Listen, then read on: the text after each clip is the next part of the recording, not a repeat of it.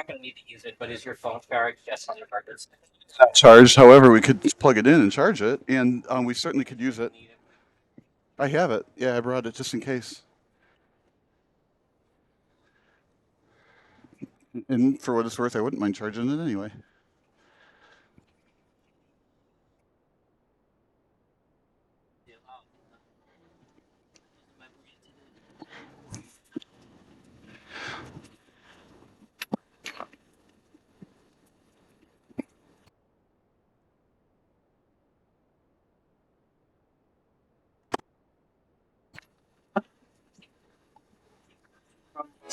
Sports Broadcast Solutions is a broadcasting network for everyone. SBS offers live telecasts on Channel 59.3, YouTube, or Twitch. We include pre- and post-game interviews with the players. You know, it started in the locker room. All the boys were getting going before the game and stuff, and we kind of found a little click at the beginning of the game, so I think that's what got us going. We also include digital live statistics, play-by-play commentary, team highlight reels, and even more than that. Go online to sportsbroadcastsolutions.com or search Sports Broadcast Solutions on YouTube. SBS, a broadcasting network for everyone.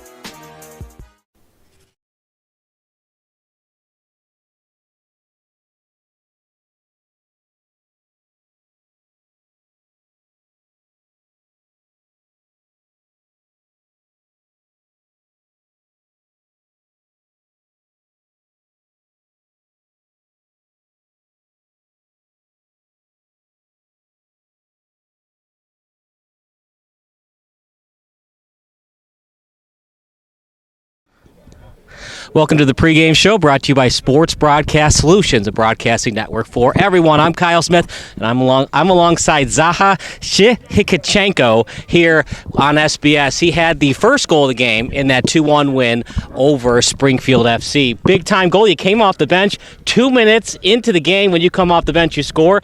Did you know that was going to happen, or do you know when you come off the bench,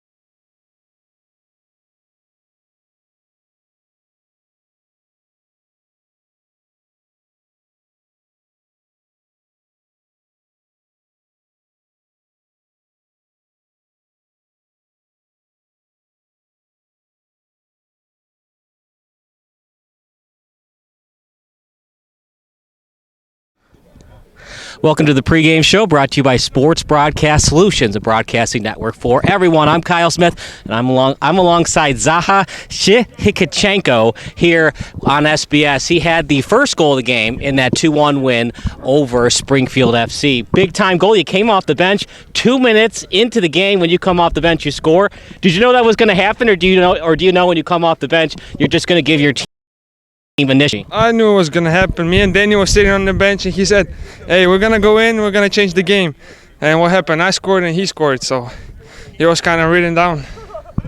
So in that game against Springfield, scoreless game entering the second half, and since then, you guys have scored 7 goals in your last 3 halves. What have been the adjustments on the offensive end? I feel like we have a really talented team. We move the ball well, and the teammates trust each other with the ball. I think it's a lot about trust, and if you trust your teammate with the ball, that's how it's going to be. A blowout win in your last match, 5-1. What were the keys to success in that victory? Just moving the ball, pam, pam, pam, tiki-taka, just pass and move, and you receive it after, because if you don't move, you don't receive the ball. So that's why we were successful, because we were moving the ball a lot. You're starting tonight. In the opener, you came off the bench. What are some of the differences between starting versus coming off the bench as a forward? I guess it's more tiring when you're starting. When you're coming off the bench, you got the first legs, So yeah, but it's good either way. Whenever you come out of the bench or starting, you have to give your 100% to the team, 100% to the fans that are coming out to support, We're whoever watching the game, so I'm just here to enjoy it, It's a beautiful weather today. It's the soccer weather, so I'm excited for the game. Final thoughts going into the match tonight. Well, we're gonna give it all, and hopefully we're gonna take another W. Well, it's not going to be the greatest weather, but we'll see how Chi Nation does tonight against Goshen City. We're going to take a break. Play-by-play broadcast coming up next here on SBS. Hi guys, this is Alan from C1 Transportation. I have good news. We are hiring over-the-road drivers with 2 or more years of experience. Our drivers make $100,000 to $120,000 a year driving 3 to 4 weeks at a time. Don't miss your chance to start driving with C1 Transportation and call our recruiter right now.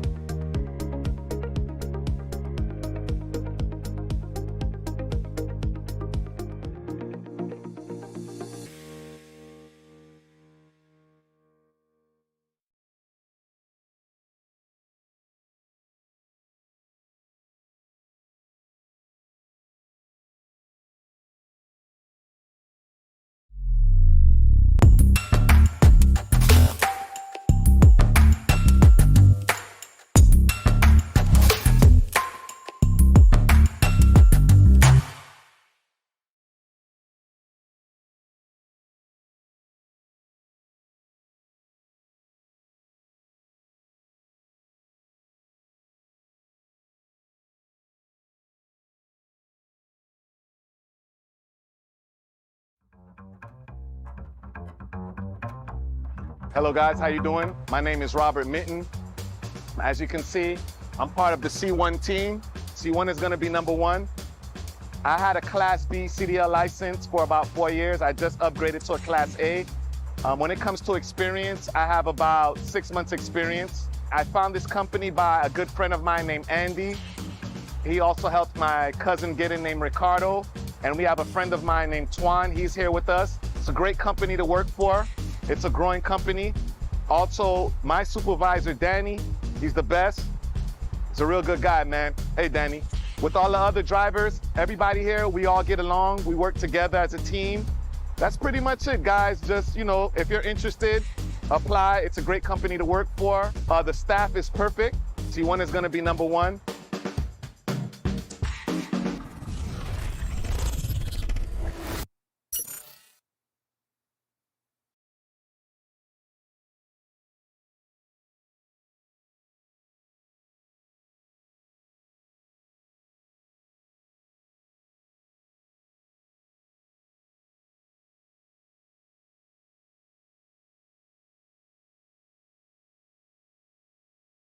Hi guys, this is Alan from C1 Transportation.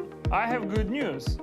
We are hiring over-the-road drivers with 2 or more years of experience. Our drivers make $100,000 to $120,000 a year driving 3 to 4 weeks at a time. Don't miss your chance to start driving with C1 Transportation and call our recruiter right now.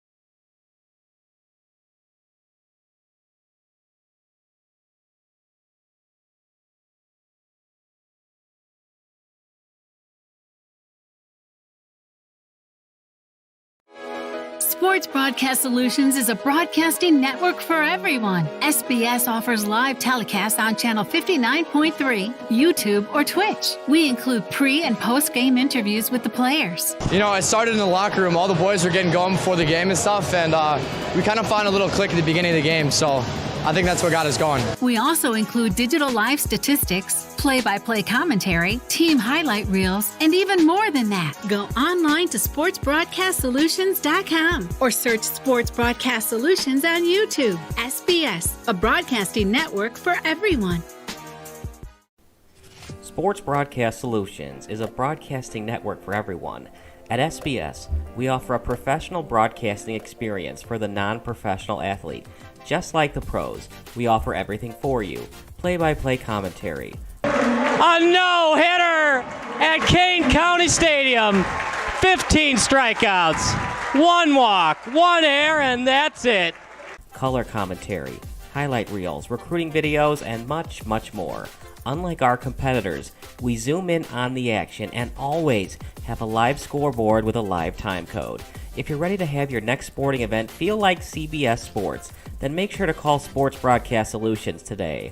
Our phone number is 330-957-7653, or you can go online to sportsbroadcastsolutions.com. SBS, a broadcasting network for everyone. Missing your child's sporting event just plain stinks. But you don't have to worry about that anymore, thanks to Sports Broadcast Solutions. SBS is a live broadcasting network, as well as covering your on-demand needs, recruiting videos, highlight reels, and much, much more. We can broadcast live to any website, and we also post as much on-demand content as you need. For more information about SBS, check out our website at sportsbroadcastsolutions.com. Sports Broadcast Solutions, a broadcasting network for everyone. Sports Broadcast Solutions is a broadcasting network for everyone. Let SBS broadcast your sporting event. We have experience and can generate excitement and permanent digital memories for your team. Tonight. That time, finally a goal for the Stampede! We have professional videographers using high-definition modern-day cameras, color analysts, and play-by-play announcers with state-of-the-art, classy graphical scoreboards to keep you updated. Plus, we have commercials to advertise your team, club, or sponsor, and us. Plus, we do pregame and postgame interviews. Hi, everybody, and welcome to the postgame show brought to you by Marion Central Catholic. My name's Kyle Smith, but my name doesn't matter. These young ladies matter. It's senior night as the Hurricanes win a battle down the stretch, 48-46. Hi, I'm Carrie Kramer. I swim 50 breast, 50 free, and 100 back. Whatever your sports broadcast needs, we are at sportsbroadcastsolutions.com. Check us out and become part of the digital sporting world. Welcome to the pregame show brought to you by Sports Broadcast Solutions, a broadcasting network for everyone. I'm Kyle Smith, and I'm alongside Zaha Shihikachenko here on SBS. He had the first goal of the game in that 2-1 win over Springfield FC. Big-time goal. You came off the bench 2 minutes into the game. When you come off the bench, you score. Did you know that was going to happen, or do you know when you come off the bench, you're just going to give your team initial energy? I knew it was going to happen. Me and Daniel were sitting on the bench, and he said, hey, we're going to go in. We're going to change the game. And what happened? I scored and he scored, so it was kind of written down. So in that game against Springfield, scoreless game entering the second half, and since then, you guys have scored 7 goals in your last 3 halves. What have been the adjustments on the offensive end? I feel like we have a really talented team. We move the ball well, and the teammates trust each other with the ball. I think it's a lot about trust, and if you trust your teammate with the ball, that's how it's going to be. A blowout win in your last match, 5-1. What were the keys to success in that victory? Just moving the ball, pam, pam, pam, tiki-taka, just pass and move, and you receive it after, because if you don't move, you don't receive the ball. So that's why we were successful, because we were moving the ball a lot. You're starting tonight. In the opener, you came off the bench. What are some of the differences between starting versus coming off the bench as a forward? I guess it's more tiring when you're starting. When you're coming off the bench, you got the first legs, So yeah, but it's good either way. Whenever you come out of the bench or starting, you have to give your 100% to the team, 100% to the fans that are coming out to support, whoever watching the game. So I'm just here to enjoy it. It's a beautiful weather today. It's the soccer weather, so I'm excited for the game. Final thoughts going into the match tonight? Well, we're going to give it all, and hopefully we're going to take another W. Well, it's not going to be the greatest weather, but we'll see how Chi Nation does tonight against Goshen City. We're going to take a break. Play-by-play broadcast coming up next here on SBS.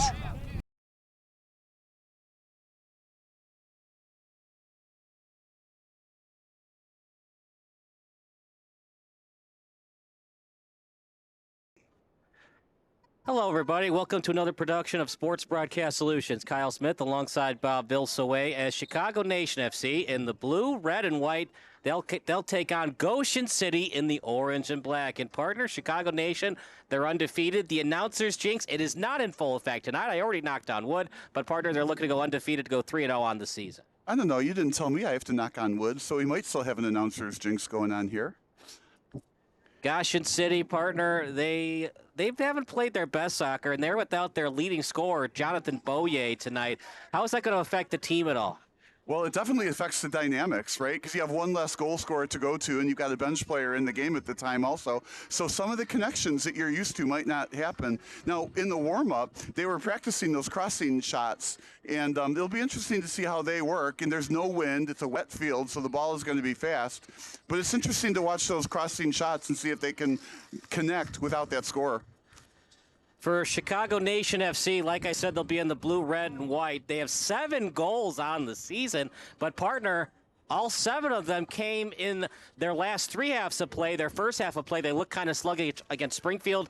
Did Goshen see that in the game film, and they're going to take advantage of that tonight and try to take advantage of some possible sluggish play from Chi Nation in the first half tonight? Well, you know, Chi Nation, admittedly, they seem like they always start slower and then they finish faster. And no matter the score, they keep the pressure on even late in games. So that might be why those late goals are coming. The other teams, I'm not saying are giving up, but Chicago Nation absolutely gets stronger as the game goes on. They try harder. They look for more goals. They're a second half team, and obviously this year that's proving it. So Goshen usually in the orange and black, but they're going to wear the dark blue, white, and black tonight. National anthem in about a minute from now. Look at this, partner. They've got a new crowd this year. It's called the Chi Nation Ambassadors, and one of their ambassadors with the red, white, and blue flag. But it has a little bit of a twist to it. It's got Chi Nation right in the middle of the American flag. Yeah, you actually have to like it. I wonder if you're supposed to put different logos on top of the superimposed on top of the red, white, and blue like that. But whatever, they did it, and it does look good. And, of course, the colors are the same. National anthem coming up in about 20 seconds from now, so we will take a break. And the broadcast coming up next here on SBS, a broadcasting network for everyone.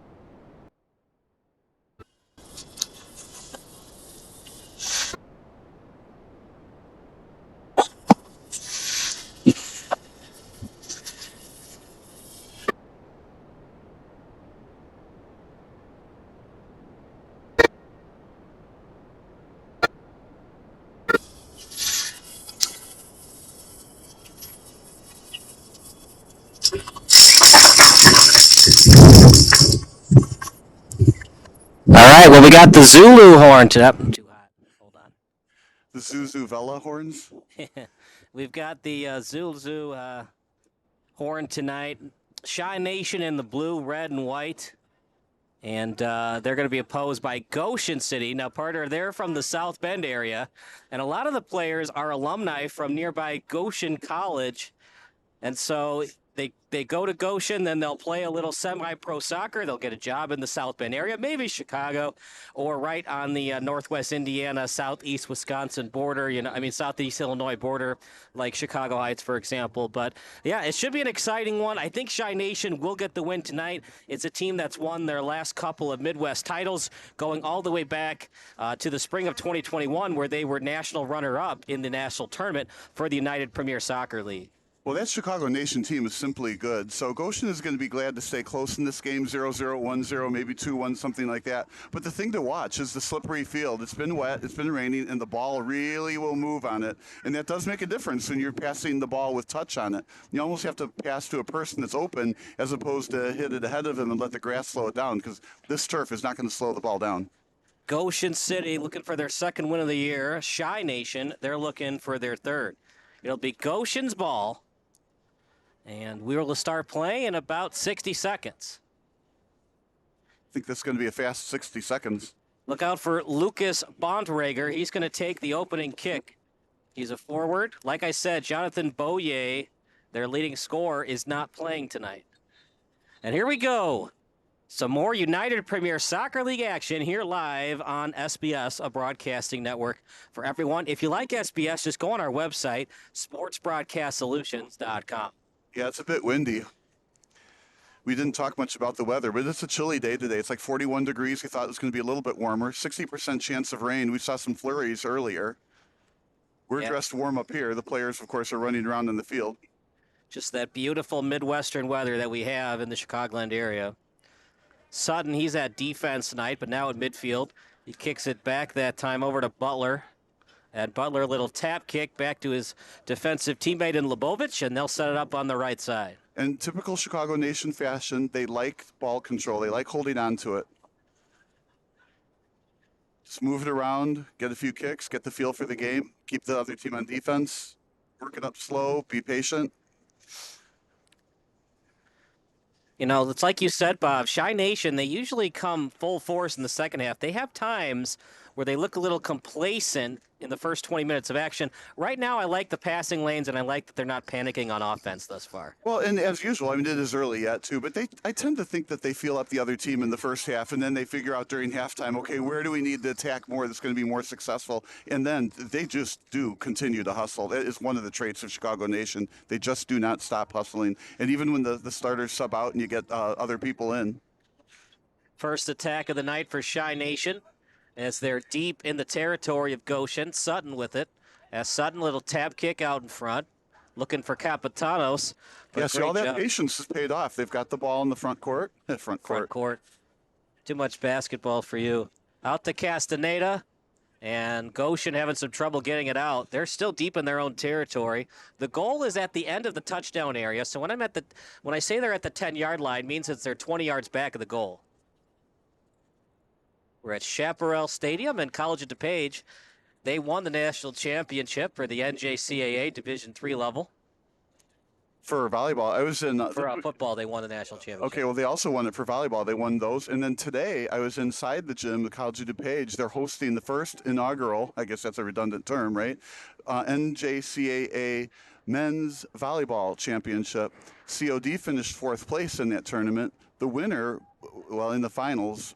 the winners were from Finger Lakes and ended up beating the Division I team from Monroe. So the Division III team beat the Division I team in men's college NJCAA volleyball. It was fun to watch. Some interesting referee calls, a couple yellow cards, but a very entertaining day before I just ran outside to watch some more soccer. Any chance for Goshen today, Parter? It's always tough playing without your best player. Well, your best goal scorer anyways. Well, I think even still, it gives somebody else a chance to play, somebody else to prove what they can do. These are all good players, right? But it's the great equalizer is going to be the field and the weather. The field is fast. Ariel Matute was the one that kicked that out of bounds. He was really in a no-win situation, partner. If he lets that go past him, it's a chance that the attacking player beats him on the play. But he kicks it out of bounds, and now it's time for Chi Nation. They have time to regroup and do a little overhead pass to try to set something up on offense deep in Goshen's territory. Yeah, it's never a mistake to hit it out of bounds when the other team has control of the ball. Yeah, you can't let it get past you. Yeah, you might have help on defense, but you just never know. If that help is late, then it becomes an odd man rush. Out of bounds, good regrouping defense by Goshen. As here come the Zulu horns. I like those. What is it, vuvuzelas? You like them now. After about 20 times in a row, you won't like them so much. When they play those World Cup games and they've got those things, boy, you can tell it's World Cup. Kind of, I hate to bring up basketball in the soccer game, but when they play at New York, you get tired of that organ. Yeah, that was when they finally tore down Chicago Stadium. There were a lot of visiting players that were happy they tore it down because that organ was not so great when the Blackhawks scored. Dizdarevich with it, the attacking midfielder. Terrible shot, way too high, and an easy goal kick coming up. What do you mean terrible shot? I think he gets 3 points on the field goal. Yeah, but wrong sport, the other type of football. Yeah, it was a kick, about 6 or 8 feet, maybe a couple more feet over the net. Just have to point the toe down or stay over the ball just a little bit. It wasn't really that bad a kick. He had a lot of muscle on it from a distance away, though. Yeah, if you're gonna shoot from that far, you got to get it on net. Otherwise, it's a turnover. Accept the pass and just try to set something up for your other midfielder. Right. So in soccer, turnovers you feel like are not as important in other sports, but the reality is they really are. You get possession for a while, and you only get so many possessions per game. Every 3 minutes you come back upfield for another quality shot, and to spoil one, that's one less opportunity. Turnovers happen so much easier in a hockey game because it's such a small arena. It's hard to get a turnover forced in soccer because it's such a bigger area. So, possessions are great. And if you're just giving up possessions, those are key later on in the soccer match. Turnovers basically happen every 3 seconds in a hockey game. Not so much in soccer. Good hesitation move. It's sent back out to the right side. Yeah, Chicago Nation has been very deliberate.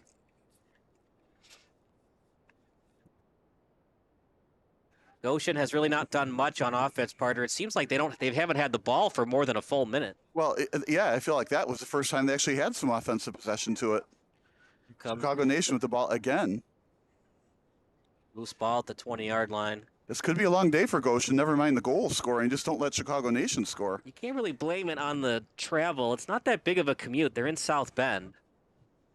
About 30-minute drive from South Bend. So what, 2.5 hours to Glen Allen, give or take?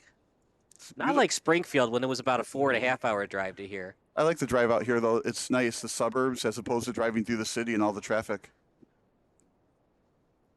It's not a great time to go to the bars either. Very cold. Not a great bar hopping night. Wait a minute. You go into the bars, it's warm, right? Yeah, but before you got there, it was cold. Dizdarevich, he usually leads the attack on their corner kicks. Past the 6-minute mark. Good corner out in front. It's partially touched by Dave Fonseca and can't get that one on net either. Goal kick coming up. It's a pretty good corner, though, partner. It forced Da Fonseca to come out to touch it, and he wasn't able to catch it. Almost a rebound chance for Chi Nation. Yeah, I was looking at the camera, but I think it was deflected. It's another corner kick. Oh, I thought it was shot by It was Chi a shot, Nation. but I think the defender got in the way, and hence why the other field goal attempt. Now, I think we have a corner kick from the other side. Now, this is where, it's just me speaking, I would like to see a left-handed kicker initiate from this end. You want it to curl toward the net. A right-handed kick will curl away from the net.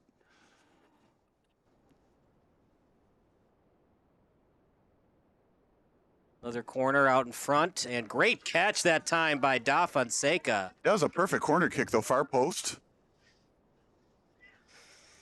Chi Nation.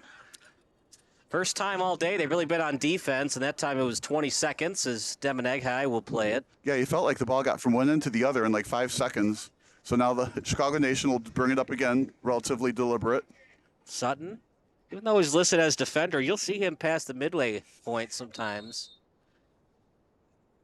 As Goshen doesn't like the call, but looked like it was the right one. The text line's open. Your favorite MLS, Champions League, Premier League, World Cup memory. Text 330-957-7653. Does that include the Chicago Sting in the 80s in the indoor soccer league? You could include it. Pato Marhetic. No intramurals though, because if I don't know your league, it doesn't count. No beer league soccer memories. That's Barstool Sports. This is SBS. Beer League Soccer.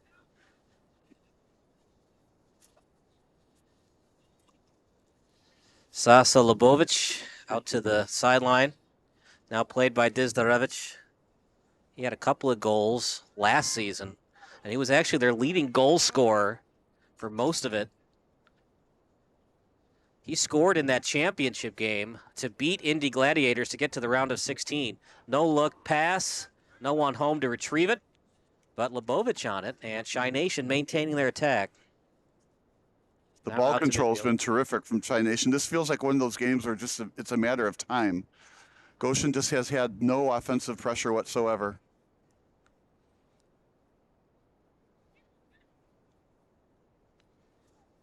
Stolen away by Shy Nation. Chance falls to the turf looking for the call. Was it in the goalie box? I think he was, and I think they're going to give it to him. If so, it's a penalty shot coming up for Shy Nation. And a huge mistake by Goshen. Yeah, this is a very severe penalty. I feel like the ball was on the outer edge of the goalie crease, and it's going to be a penalty kick, though. Do you Big think mistake. Dafonseca has any type of shot here to make the save? You know, I don't know what the goal save percentage is on penalty kicks. Maybe 78% go in. I don't know what it is in this league, but odds are good. It'll be in the net at the end of this. And a real tough call against Goshen that really didn't need to happen. yeah, that I mean, it far wasn't away. at a great angle either. Even if he beats you, it would have been a tough shot on net. Now it's almost a give-me goal for Shy Nation. One of their best goal scorers, Dizdarevich, will take it. Shot. It's in the net. Shy Nation strikes first.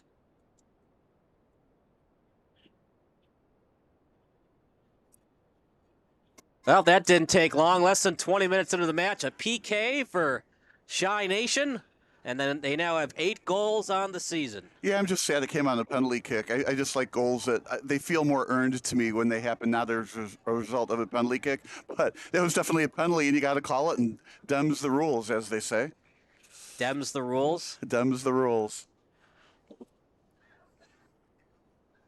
Out at midfield. Played by Goshen. The only time they've really had possession was on the opening kickoff. Well, now Goshen has to work from behind.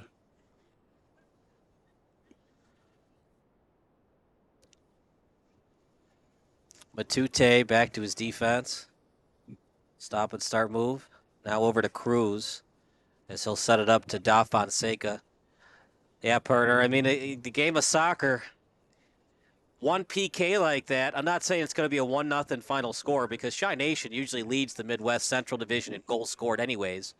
So this could be a 2-0 or better score for Shy Nation. But if it's 1-0, that's just a penalty you can't have that early on in the match, especially.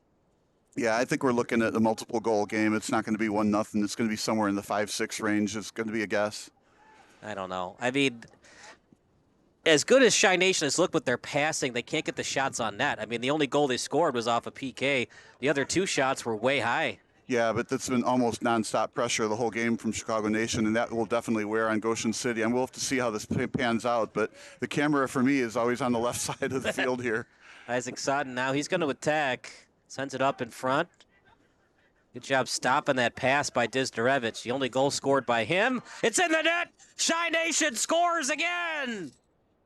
So much for the 1-0 score. It's now 2-0 in favor of the home team. Zaha Shikichenko.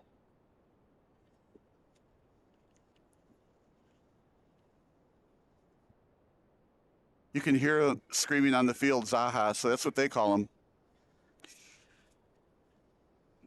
What a great name to have for a soccer player, Zaha. But if he makes a mistake, he gets the nickname Haha. Oh. Thank you. I'm here till Tuesday. Try the veal. Ooh, they faked the camera out on that one. Nice steal. Do you think that Dafonseca should have had that one, or just too much of a blistering shot to try to stop? It was deflected. Just not much you can do when that happens. Here's trouble. Yeah, it just, oops. Yeah, it just got deflected. If you're the goalie, you just can't stop those deflections. Well, you like to see that if you're a fan of Shy Nation. Had some trouble getting it on net, but that time they get it in front and they finally get it on net. It was a perfect shot right to the near post. right past the goalie. 2-0 in favor of Chi Nation. Well, and you called it well too. They had those two quality shots, just went over the net, and then they had the PK. That was three quality shots very early in the first quarter, first period, first half, whatever we call these things. And then it then followed up right away with another deflected goal, just like in hockey. Those deflected shots are real tough to stop, and it's a big net. So the PK, and then a regular goal, and that's where we stand right now. 2-0 in favor of Chicago Nation Football Club. And no offense yet from Goshen City. Yeah, I mean, the only time that it's been in Chi Nation's defensive area is when Chi Nation's just passing to their teammate. And then they just go right back on the attack. Well, if they're getting the subs ready as Goshen, but partner, I don't know if you go to the subs quite yet, but you also want to shake things up. If you're down 3-0, it's basically over. So I can understand making some major moves to go to the subs. Because if Chi Nation scores again, I don't see enough, especially without their best offensive player, according to the United Premier Soccer League website. I don't see enough in Goshen's offense to score 3 unanswered goals. Well, right now they've got to get the ball upfield so they can pass it to somebody to take a shot. Right now, no shots on, no corner kicks, nothing. At this level, there's enough talent in these players. They can probably score from 20 yards out, but preferably you'd like to get that 10 to 15-yard shot. Right now, I think they'd settle for some ball possession. Right. I'm just saying, because Goshen's going to have limited opportunities, it looks like. Right. When do you start shooting? Do you shoot at the 30-yard line? Do you shoot at the 20? What angle do you want to shoot? Yeah, you got to shoot in such a way that you got a high percentage shot going, especially down 3. Can't just take any random shot. But if you have limited opportunities, can you not be so, what's it called? Choosy. Exactly right. This is the second attempt it's trying to send the ball. Good job by Devin Eghigh, just getting up there to kick it away. That was some real nice ball control on the catching it. Well, it's a pretty good pressure right now by Goshen. We'll see how Chi Nation answers out to the sideline. They push the ball to the other side. Nobody's there. It also seems like we don't have the heights for either team, by the way, but it seems like Chi Nation has a significant advantage in terms of height, too. Not that that matters so much in soccer, but it does matter on those corners, and Chi Nation's had a couple of corners thus far. Now back out to Gonzalez. Now to Da Fonseca.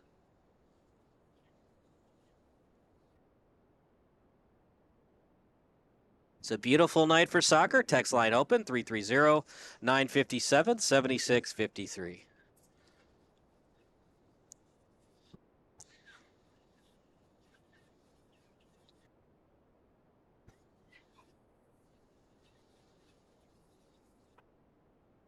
There's another send attempt, right? Out to the sideline, played by Gonzalez. He's just all over the pitch right now. Sent up in front, easily read by Chi Nation. Second opportunity on offense coming up for Goshen. Now at the 15-yard line, looking for the handball. And partner, the refs might have missed it. I think I saw the ball hit the knuckles there, right in front. Yikes, if that happened, I couldn't really tell from here. Now out to the 5-yard line. And that's a huge call. Look how quickly Chi Nation gets it up to the other side of the pitch. Well, that's how much a referee can affect an outcome of a game. I mean, the penalty kick was because of a penalty called. No handball if it indeed happened, and then 5 seconds later, the ball's at the other end. It was outside the goalie box, so it would have been a normal free kick, but it was close enough to the PK area that it was almost like a PK, even though it would have been a free kick. Now, the beauty of this is you get to replay it at your leisure to see if it indeed was a handball or not. It doesn't matter if it's inadvertent. If it hits any part of the hand, it's a handball regardless. Well, unless your hand, of course, is against your body, but you're saying it was outstretched, huh? Well, he didn't try to push at the ball, but his knuckles got in the way of the ball. So technically, yes, it was a handball. Remember we saw that last year in the Berber City game? Wouldn't that be called a knuckle ball? Ah! Are you also here till Tuesday? I hope not, because it's cold. Do we try the veal or the chicken parmesan? Yeah, it'll definitely warm up, though. For the longest time, like I saw that joke in the movie Shrek. Uh-oh. And it wasn't a pun, but Shrek says after he beats up all those guys in the ring, He says, "Thank you. I'm here till Tuesday. Try the veal." And I never really understand what that meant. But now I know that Mike Myers has kids, so it's just a dad joke type of punchline. Anything that Goshen can do in terms of strategy here, or are they just overmatched right now by Shy Nation? Well, it's both. They are overmatched, right? But I think what they have to do is get the ball, get control, and be a lot more deliberate. They've tried sending the ball upfield 3 times. I don't think trying to be a one-way offensive unit when you're on defense most of the game is a good strategy. If it were me, I would continue to make passes in the back. Send it from one side to the other, make the defense switch sides, and deliberately bring the ball up slowly with those little triangles. That's how I think I would approach it if I'm Goshen City. Take some time off the clock while you're doing that. Be deliberate. You can't get the game back in one kick. Yeah, they're gonna need at least 2 goals to tie it, so they need 2 good kicks, but not just 2 good kicks. You got to have 6 good passes in a row to get it in front, and then you just hope to get it past Devin Eghai. The other problem is, partner, Devin Eghai doesn't give up a lot of goals. Well, that's the thing. You got to get quality shots. That's why they were practicing the passing shots in front earlier. They're warming up with the right things. I mean, it's a well-coached team. It's just a very good Chicago Nation team. Yeah, I mean, you don't win 3 straight division titles for nothing. Exactly. And the seeds of doubt have been there in those championship matches. We were on the call in that spring game last year, a hot day in June, and Bavarian gave them their best shot. It was a 1-0 final score, and Shy Nation didn't score till the 85th minute.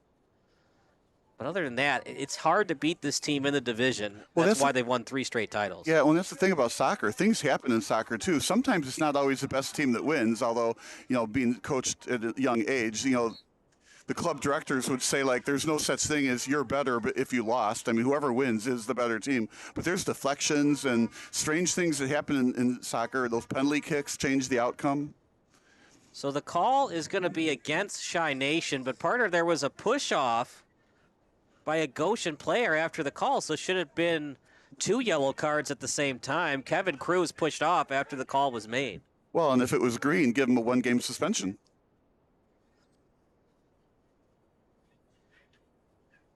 Right in front, easily read by Devin Eghai. I like the idea, but it's just the wrong netminder to try that on. He's going to read that all day long. Well, and he reached over his head to get it, too, so there's no chance for a header, and he had a good read on the play. It was just a good attempt at a centering pass. Just didn't work.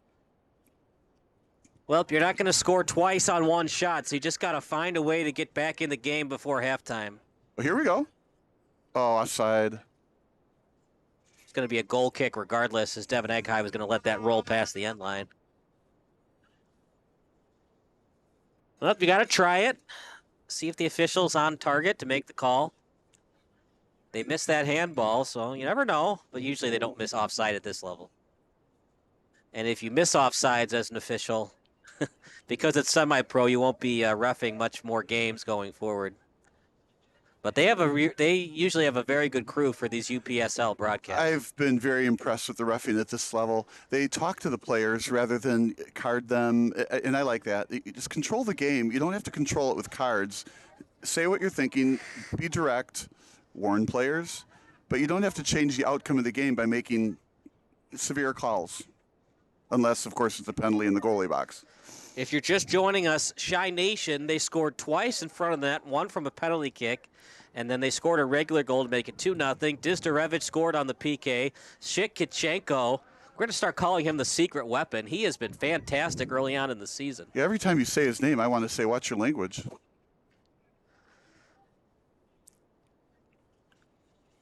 Maybe that should be his nickname, Rated R.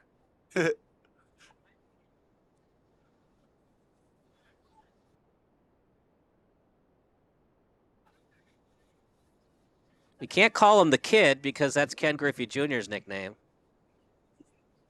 Yeah, just have to use his first name. It's kind of unique. Zaha. Similar to Pele. You'll know who you're talking about. You remember Ha Clinton Dix? Oh, yes, I do. He's a good player. Yeah.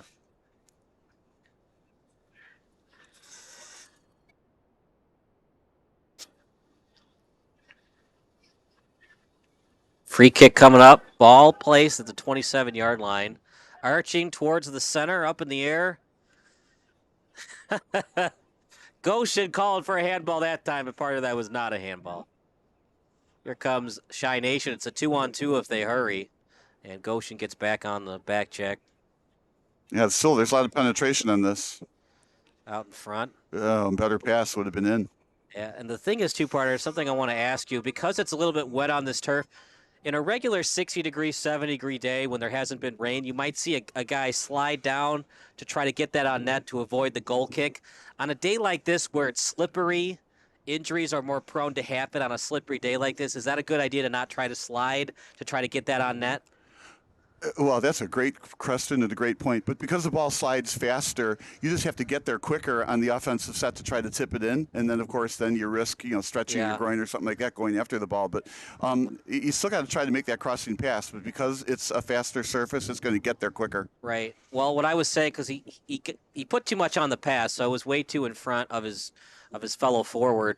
But sometimes on a hotter day, you might see that forward, a one last effort dive to try to kick it on net off the pass, but on a play like that, he just let it go to the end line. It's early in the half, but I also wanted to ask you about that since it's a colder day and it's a little bit slippery on the turf as well. Well, because the turf is slipperier, you're in a little bit less danger, but still under the turf is cement. And when it's wet and cold like this, that cement hurts. Dizdarevich setting it up out to Klabjan. He did not play in the home opener. And there's a little bit more fans here than the home opener. It was cold that night as well. We had a spring for about a couple weeks, and then it ended very quickly. Oh, the flowers came up in the yard, though. They're beautiful. Then we had the snow, and they're still there, so it wasn't that bad of a snow. Kind of put a blanket over them. So I'm the proud owner of a very pretty flower-filled garden.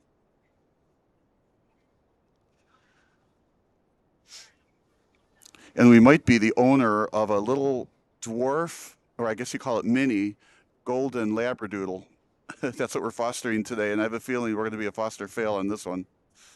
A dwarf golden doodle? I don't know what that is. Mini golden labradoodle. Is that an actual dog, not a puppy golden doodle? A golden doodle, yeah. It's got little fuzzy fur. It feels like Angora, right? This little dog's kind of perfect. But it's not a puppy. It's a dwarf golden doodle? It's a mini, and it's a year old. Yeah, golden doodles are pretty cool, as are labradoodles. So we'll know by next broadcast if we're a foster fail or not. I think you'll be good owners to the dog. Yeah, we're animal people. Cats might not be so happy, but. Are you all animal people? Do you have iguanas and snakes? No, we're not that bad, fortunately. No tarantulas? I think the wife would die first. Of fright. Buzz had one in Home Alone. Here comes Goshen. One of the few times they've had chances on the offensive end. Klabjan there to steal it. To the somersault. Go again, back to the normalized way of what's happening tonight. Chi Nation on the attack. Yeah, that's an unusual attack for Chi Nation. Usually they're more deliberate. They were going for the break on the send, but that also has the effect of clearing the ball.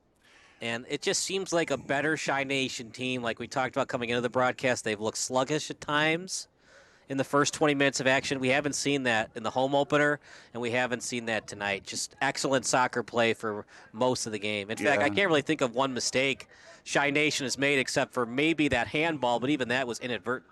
Yeah, this is definitely a fast start. According to the Goshen website, they have a lot of goalies on the roster, and that's definitely a foul committed by Goshen. There'll be a free kick coming up for Chi Nation. If he gives him another one, do you consider going to the backup to give him some minutes? Because 3-0, I think it's pretty much over. Well, I think it's almost pre-planned. Do you want to play your starter? Do you want to play your backup? I don't think a third goal is going to determine, okay, I'm firing the goalie. Well, it's not really firing either. It's just it's out of hand. We don't know when we're going to need to use our backup in an injury or an emergency situation. Yeah, Get him some minutes in a game that's pretty much we're not going to come back from. Yeah, as a coach, I think if I were to make that change, I would just do it at halftime when it's not quite so detrimental to confidence. So if that change gets made, expect it at halftime, I think. Oh, they're calling that out. So if Chi Nation goes into halftime up 2-0 and they score again in the second half, you would stick with Da Fonseca for the rest of the match? That's, I think, what I would do, unless, got to 5 or 6-0 and something else happened. But yeah, I would keep the same goalie in. If I'm going to make the change, it'll happen at halftime or not make it. I mean, that's what really separates soccer from hockey. In a shootout, the goalie has a 50-50 chance, right? Unless it's like Patrick Kane or a Hall of Fame forward. In soccer, the goalie has what, a 20% chance at making the save on the PK? Yeah, it's very small. That's why it's almost a free goal. Here we go, centered. Yeah, it's almost a free goal on penalty kicks. That's why I get frustrated when penalties happen out on the fringe. The goal wouldn't have happened even if the penalty didn't occur. So I think, but it's not an automatic penalty if you cause what would normally be a free kick in the goalie box. Right. I mean, you just got to know. You got to have soccer IQ. You got to know where you're at, and you got to have help. You got to have. What am I trying to say? You got to have. You got to have confidence in your teammates. If you get beat on the play, they're going to help out on the rotation. Well, and there's a word, I'm going to use an indoor word, court awareness you need to have, that you just can't commit a foul inside your awareness, box. Soccer IQ, football IQ. And that's sometimes the difference between good players or not. Players are so talented, but you have to add, sports IQ to it as well. You play with your brain. You think about the 2006 World Cup, the captain of France, a headbutt. Zinedine Zidane. I mean, what are you doing? Great player, but the soccer IQ is at an all-time low. You think of other players not very athletic. Larry Bird, fantastic basketball IQ. That's why he's in the Hall of Fame. I mean, it's not just about athleticism and raw talent. Well, is Zidane in the French Hall of Fame? I believe so, yeah. But in a World Cup championship game, what are you doing? Retaliating. Well, you should never do a headbutt, but especially not in a World Cup championship. Free kick coming up.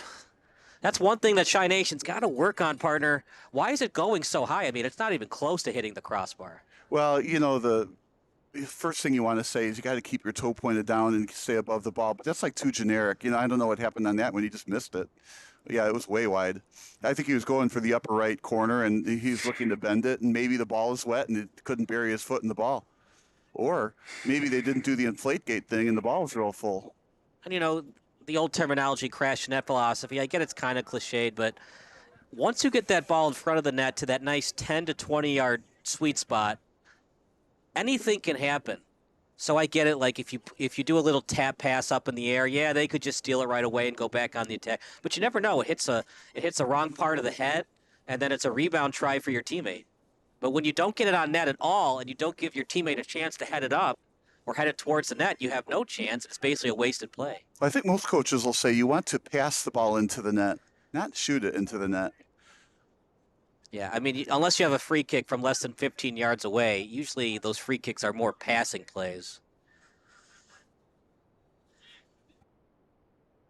See, I like the ball control right in front of the net. Don't panic. Be patient. Wait for your break. I guess that's the break they waited for.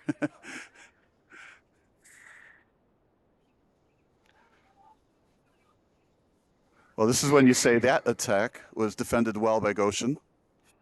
I just can't get it past midfield, though. I mean, we've only seen, 3 or 4 times past the midway line. Yeah, and they were all sends. They weren't ball control bringing it up methodically. Like right now, this is a methodical attempt to bring the ball up. Good centering pass. Still with control. It also seems like Chi Nation is a step quicker than Goshen. When Chi Nation gets the pass, they know where they're going with it next. Goshen, they accept the pass, and they got to look around where their teammate is to send it. Well, here, a great example here. Goshen had the ball for 4 or 5 passes. They were deliberately bringing the ball up, and then ascend into 4 defenders. I mean, what did you think was going to happen? Uh-oh. Yeah, you got to call that one. Not only was it a foul, but Goshen stole it, so it was a double whammy against Chi Nation.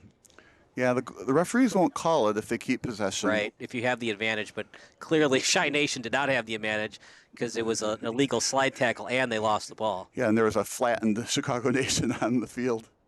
Yeah, definitely no clear advantage. Free kick. What do you want to set up here? Something towards the sideline in front of the net. That time they go sideline to sideline. Yeah, I was a little surprised. I would have said, maybe on that free kick, just maintain control and send it back to your defense. I don't know that you're a little too far from the net to try to center it. It's a push from behind and another push from behind. A little pushing never hurt anybody. Well, partner, it just hasn't been Goshen's night thus far. There's definitely a foul. Well, Another shot here for Goshen. See what they do with it, but thus far it's been all Shy Nation. They chose this time to go quickly upfield. It didn't work. We're now at 33:45 remaining. Shy Nation has 12 minutes left of soccer to play with. Do you stay aggressive or do you want to be a little conservative here? For Chicago Nation, Yeah. Again, that would be deliberate with the ball. Ball control is the name of the game here. It reminds me of the Blackhawks. Just hold on to the puck as long as you can. Hold on to the ball. And I'm not saying don't shoot it, and I'm saying stay aggressive, but you want ball possession. Unless you're right in front of the net, maybe look for that extra pass to try to get that sweet shot. It's a good move. It's an excellent deke. Not a good pass, though. But the pass is errant. That's what Goshen does. They just give up the errant passes in the offensive zone. Maybe you could attribute to that being their top scorer isn't on the field.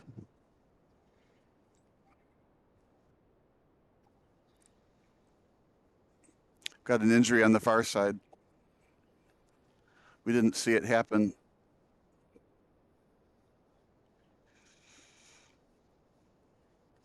This is a newly formed team, by the way. Goshen? Yep. It was founded by Henrique Eichenberger.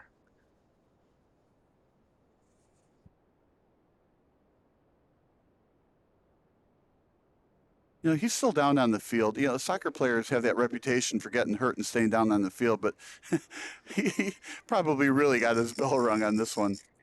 Like I said, it's not ideal conditions for soccer tonight, although the rain and sleet has died down the last 5 minutes or so. There he goes.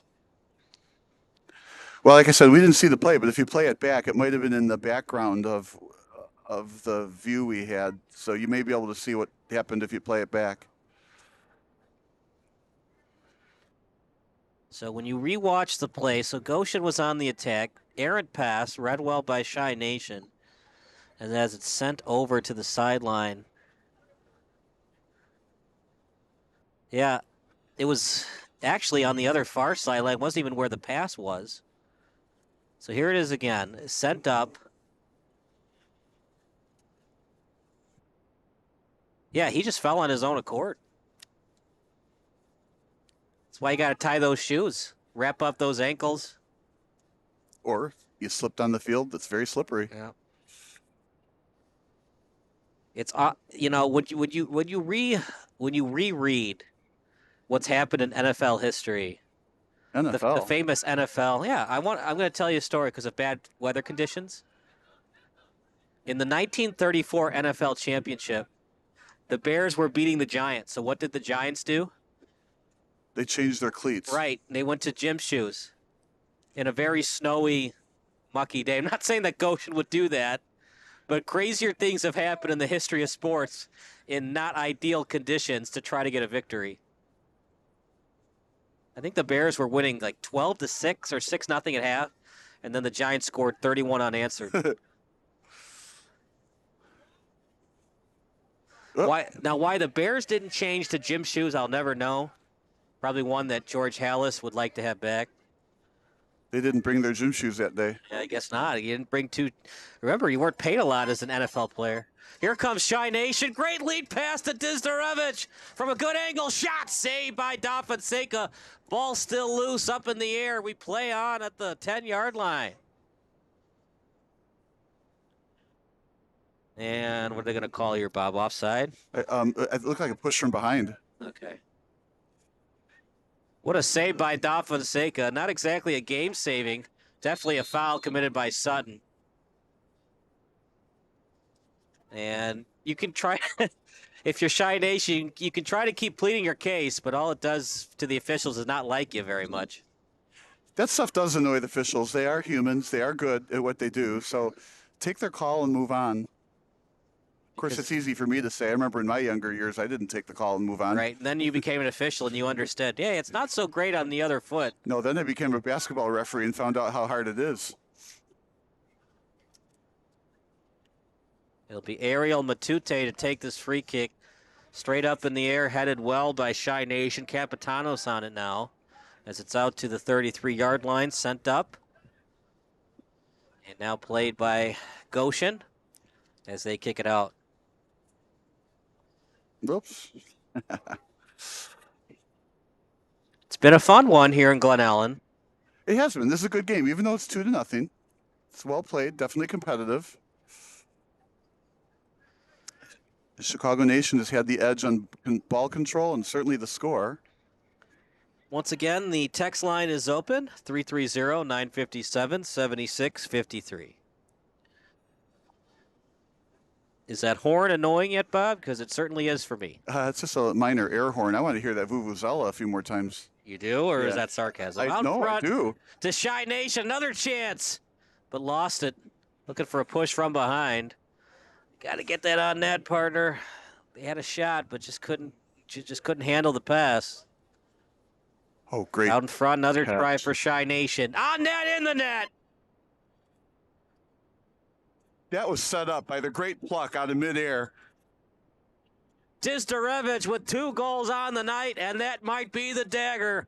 3-0 lead for the home team. Yeah, early for a dagger, but what great ball control. The ball came out of the air, put it right at his feet, didn't bounce very far away from him, so the defense couldn't stop the shot. Moved slightly to the right, just behind the penalty kick circle. It was a great kick on net. What a wonderful goal. That would be one you put on a highlight film. I just don't see anything from Goshen that says they're going to score 3 times. And it's not just Goshen, how much they've struggled offensively tonight. Devin Aghai doesn't give up 2 or more goals on a daily basis. So I don't see Goshen scoring 3 times. Well, they have to play for other things. Again, figure out how to improve, work their plays. Again, maintain possession. Come up field with passing, not sending the ball.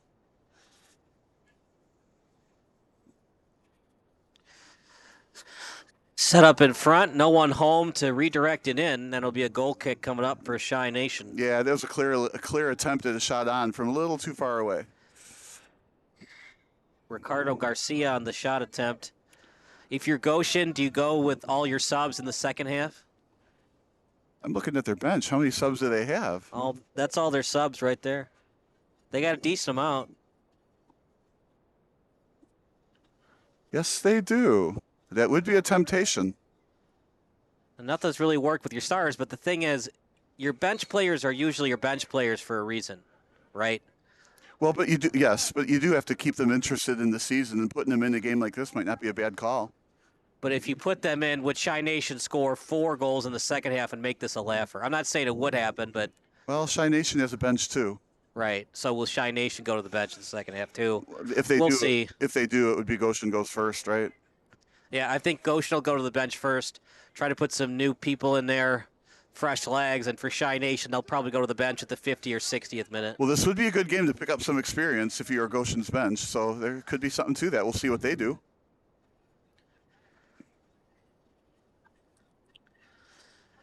Goshen City, led by head coach Tim Welkening. And This might be a yellow. Let's see. Are you okay? Yes, I'm okay. No yellow. Move on. Shikichenko, he's a sneaky little devil, isn't he? Just finds ways to get to the ball. Good job receiving passes, then gets that shot on net. Yeah, what I also liked about that exchange, he is going to walk up to him. Let's see, is the yellow coming? Walking that way. Let's see what they do. I kind of liked how Goshen ran away and hid. It didn't happen, right? Just hide in a hole. They'll never find out that we did it. No yellow. Good.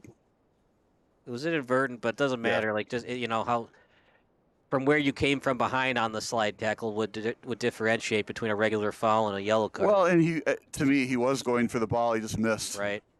And it's like we've said going into this broadcast, the officials know that the conditions are not ideal. So the way that you're going to slip on the turf is going to be different than a regulation game. Well, and there's referee mannerisms too. He deliberately set that play up slow. Kind of let both heads cool. Got possession of it briefly, then a good lead pass. Another chance for Shy Nation. Tap pass. One-timer try just outside the foot on the one-timer chance. Great job on the tap passes, on the give and goes, and Da Fonseca was just kind of bewildered. Where's the ball going next? If it had just been right on target, it would have been an easy goal to make it 4-0. Well, and there again, I tend to blame, at least giving somebody the benefit of the doubt, the fast field. So that's why the ball went scooted past them. It was probably a good pass on a normal day when the field is slower. Goshen is led by head coach Tim Wilkening. They're assisted by Tyler Bourne and Henrique Eichenberger. 4 goals coming into tonight, so they average 2 a game. After this, they'll play Round Lake Evolution. Then they'll have back-to-back home games against Panathinaikos Chicago and United Serbian Soccer Club.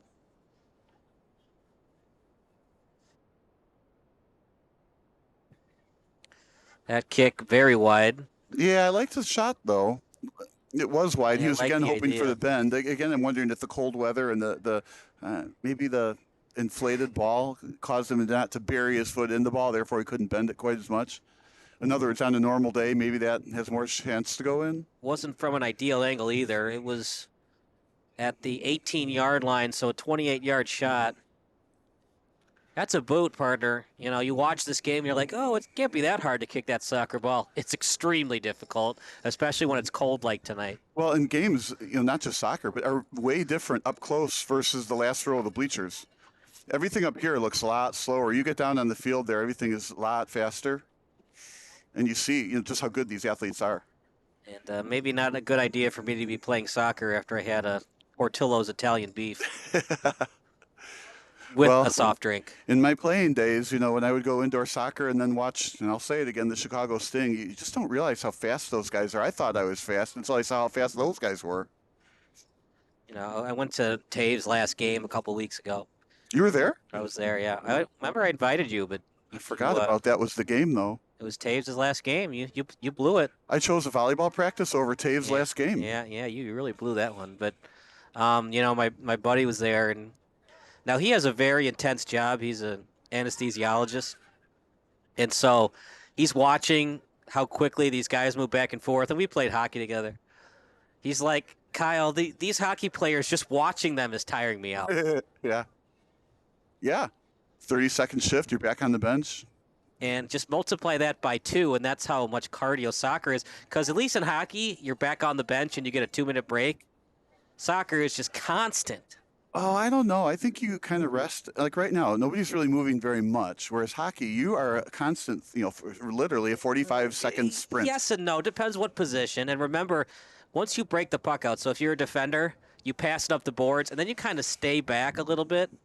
Not on a winning team. Right. Well, you're still, like, once you get the puck to the boards, the wingers are breaking it out. So you're not doing much until you get the pass back on a trailing play or a one-timer chance from the point. Look at that bicycle kick, by the way. My goodness. And again, the cement that he landed on, that's tough. I mean, maybe a shot on goal with that kind of kick, but I don't know at midfield doing that. Remember, it's semi-pro. These guys aren't paid Chicago Fire money. You keep doing those bicycle kicks at midfield, maybe you're a Chicago Fire future player. Maybe, yeah. But you gotta be healthy to do it. You keep doing those bicycle kicks when it's 40 degrees, you might sprain something. Sprain? Nothing. Concussion. Okay, that too. That'll do it for the first half. Chi Nation leads 2-0, actually 3-0. Partner, anything that Goshen can do differently, or does it looks like it's going to be an inevitable Chicago Nation victory? Well, 2 things. First, time absolutely flew. That was a fast 40 minutes in the first, the first half. But Goshen, if they're going to get back in this game, it's going to be with ball control and shorter passes. Try not to send somebody into the 4 defenders from Chicago Nation. To me, it's all about ball control. Clearly, you need to stop Chicago Nation from scoring more. And you can't say their defense has been poor in any way. They had that one penalty kick that didn't go their way, right? But other than that, they're playing okay on defense. It's unfortunately they can't transition into a sustained offensive push. So that's where Goshen is not doing as well as they'd like. And of course, a shutout in the first half is not good. We're going to take a break. More SBS soccer action coming up next in about 20 minutes from now.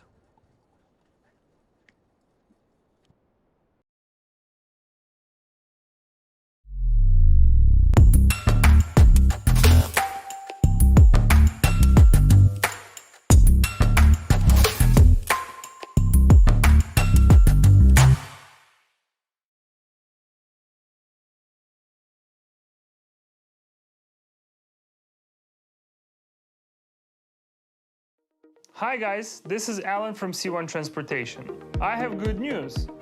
We are hiring over-the-road drivers with 2 or more years of experience. Our drivers make $100,000 to $120,000 a year driving 3 to 4 weeks at a time. Don't miss your chance to start driving with C1 Transportation and call our recruiter right now.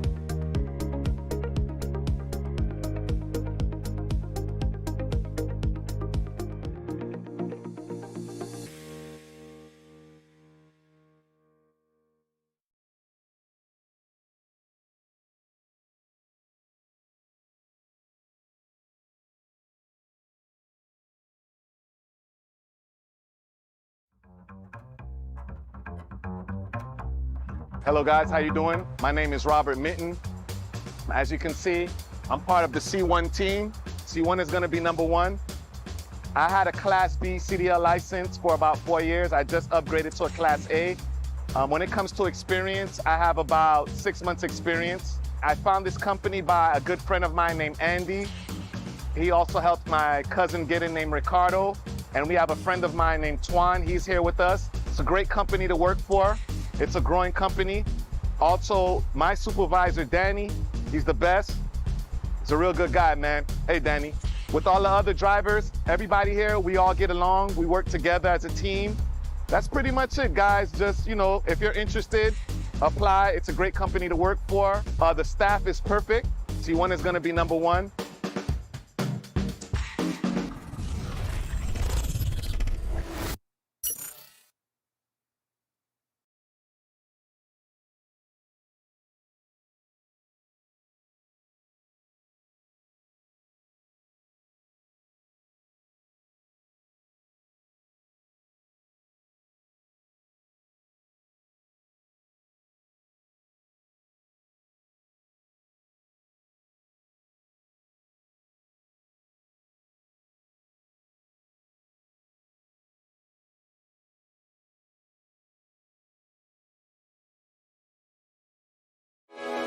Sports Broadcast Solutions is a broadcasting network for everyone. SBS offers live telecasts on Channel 59.3, YouTube, or Twitch. We include pre- and post-game interviews with the players. I started in the locker room. All the boys were getting going before the game and stuff, and we kind of found a little click at the beginning of the game, so I think that's what got us going. We also include digital live statistics, play-by-play commentary, team highlight reels, and even more than that. Go online to sportsbroadcastsolutions.com or search Sports Broadcast Solutions on YouTube. SBS, a broadcasting network for everyone.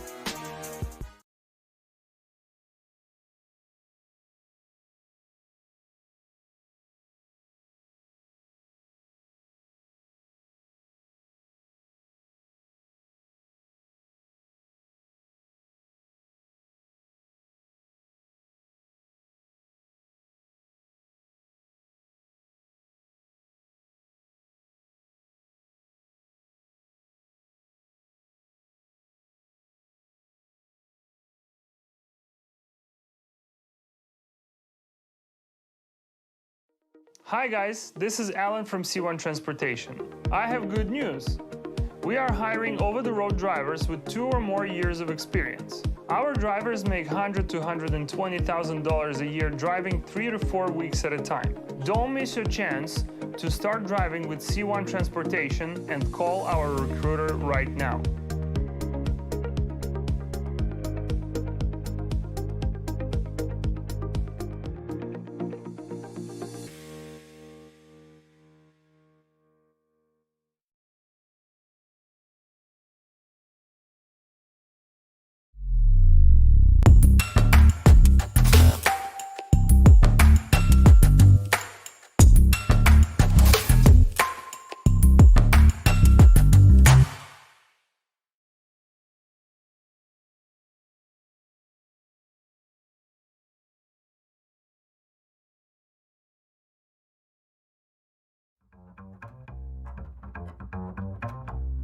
Hello guys, how you doing? My name is Robert Mitten. As you can see, I'm part of the C1 team. C1 is gonna be #1. I had a Class B CDL license for about 4 years. I just upgraded to a Class A.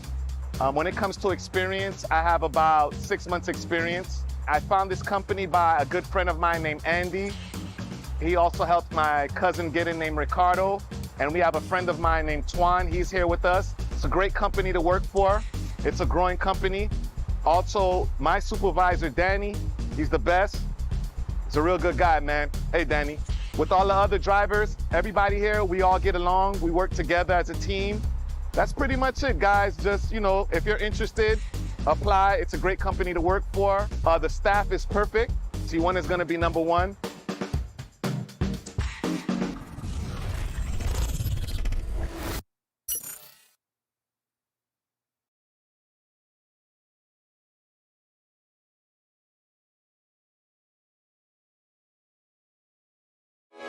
Sports Broadcast Solutions is a broadcasting network for everyone. SBS offers live telecasts on Channel 59.3, YouTube, or Twitch. We include pre- and post-game interviews with the players. I started in the locker room. All the boys were getting going before the game and stuff, and we kind of found a little click at the beginning of the game, so I think that's what got us going. We also include digital live statistics, play-by-play commentary, team highlight reels, and even more than that. Go online to sportsbroadcastsolutions.com or search Sports Broadcast Solutions on YouTube. SBS, a broadcasting network for everyone.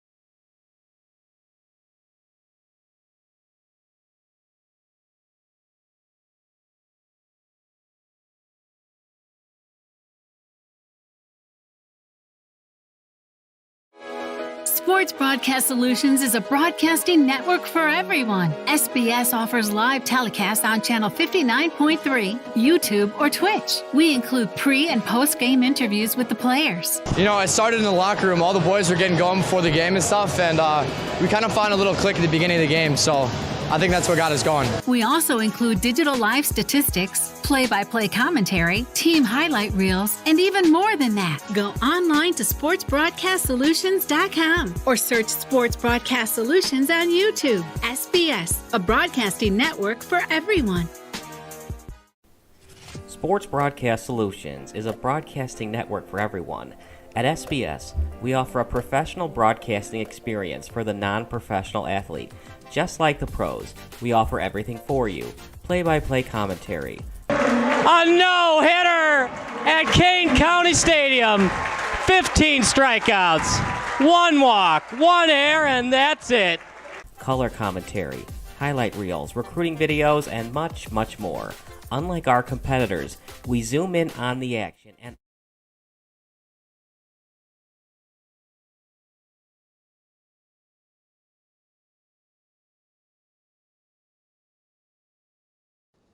Good evening, everybody. Kyle Smith alongside Bob Vilsoe for SBS, a broadcasting network for everyone. Partner, it is 3-0 in favor of Shy Nation. The player of the game has definitely been Jasminko Dizdarevich. 2 goals. He's been phenomenal tonight. Yes, he has, and that's what it's going to take for Goshen to come back. They're going to need somebody to be phenomenal on their side of the ball, and unfortunately their leading scorer isn't here, but they got to hold on to the ball, make a play out in front of the net where they can kind of, high-quality shots where they can score a couple quickly, because they can't wait for too much longer. A 3-goal lead is going to be hard to catch up if there's not a whole lot of time left in the game. Their top scorers, we talked about, Jonathan Boyer is not here tonight. Arturo Hernandez-Barrera, he's their second-best goal scorer. He's been shut down by this stifling Chicago Nation defense. That was pretty good. You've been taking Spanish lessons behind my back? 2 years of Spanish in high school. And Vanessa Di Bernardo was the daughter of my Spanish teacher. Vanessa Di what? Yeah, Vanessa Di Bernardo, the Chicago Red Stars star. Wow. Yeah, I've told you that before. You were just sleeping on me when I told you that story. Clearly. I thought you were telling me something important then. So, do you officially go by Robert, Bobby, or Bob? When I was till 4th grade, I was a Bobby. right? And then my fourth grade teacher said, "You can't be called Bobby anymore. You're growing up now. You need to be called Bob." Of course, being the man that I was in fourth grade, I went home and immediately cried to my mom, "Mommy, she's changing my name from Bobby to Bob." But you're never a Robert? I was on my birth certificate, but I've successfully changed my name on my driver's license and my passport to Bob. And I sure can identify with females who have to change their last names because they got to change all these, everything where your name is one last name, you have to change it to another. And that's hard to work. I've done that over the years. When you get married, you have to have everything changed right away. So I can empathize with that. You could hyphen it, or you know what? The guy could change his last name. It is the year 2023, after all. You mean you wanted to be calling me Robert-Bob? Yeah, I could do that. If I marry a Jones, I'll just become Kyle Jones, and she won't become Melissa Smith. What would be the most common female Smith name? Jane Smith? So John Smith, and there's a Jane Doe, probably Jane Smith, just to go with the Jane Doe logic. There's actually people listening to us talk about this. That's all right. Like Vin Scully would not always talk about the Dodgers. He would just talk about stories. Now he would talk about his coming into the business. Yeah, who was the guy in the last row he missed the tag? Oh, Bob Uecker. Yeah. Yeah. The greatest backup catcher in the history of Major League Baseball.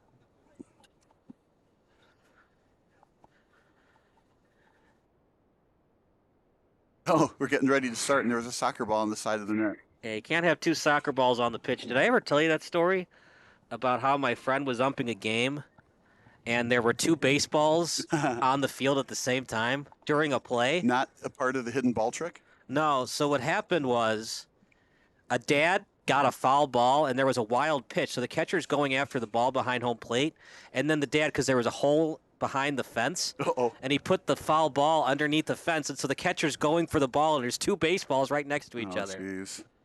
Send that dad to dad jail.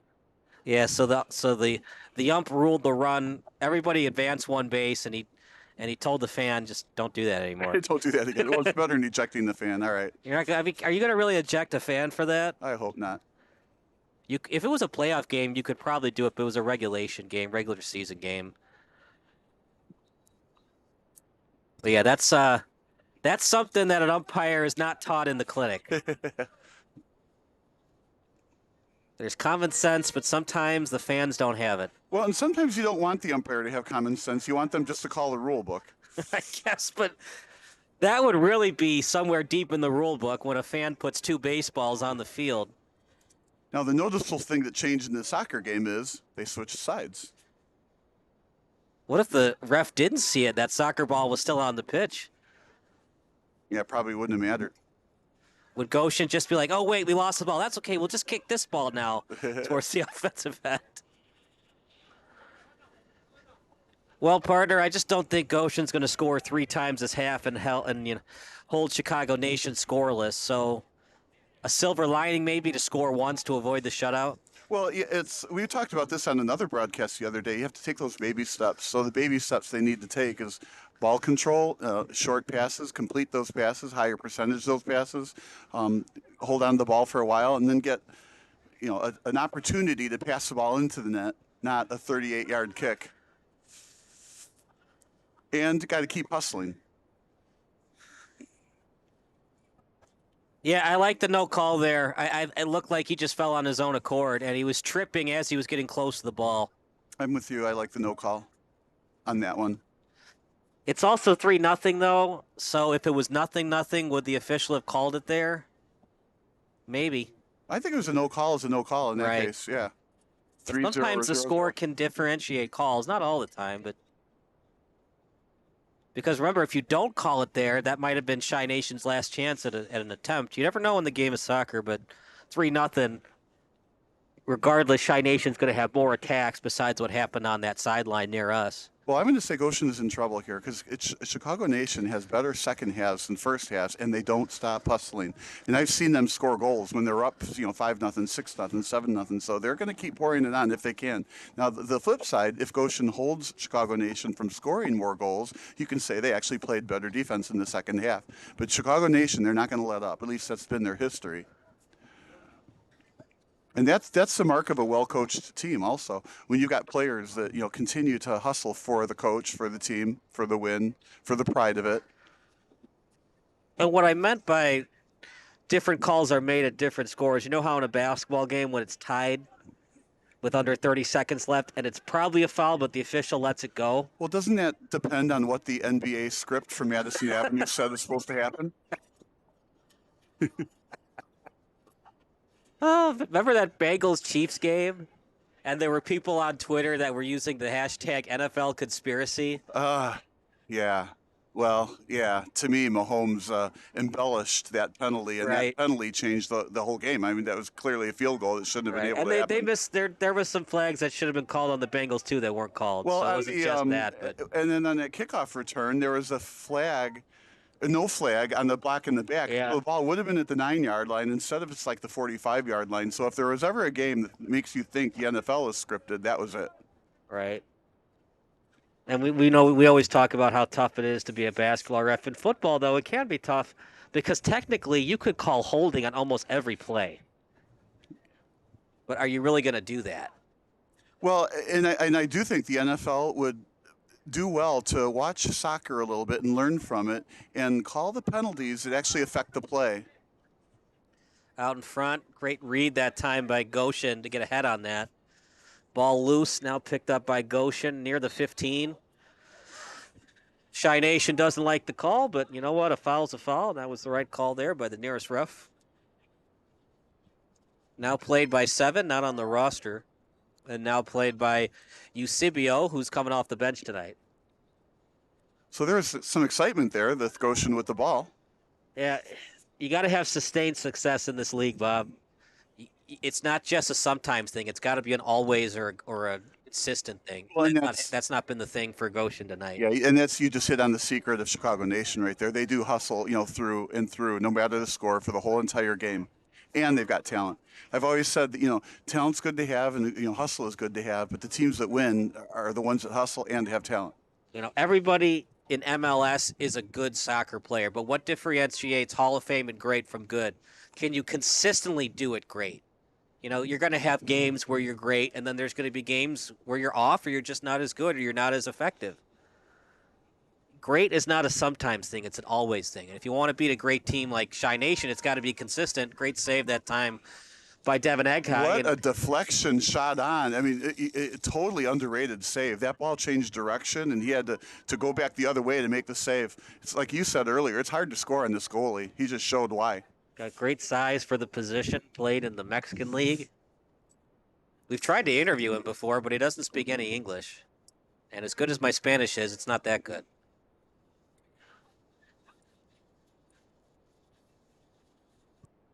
We just heard some Spanish fans speaking. It's getting a little colder tonight. I have my gloves on now. Yeah, and my little electronic egg in my pocket ran out of electricity.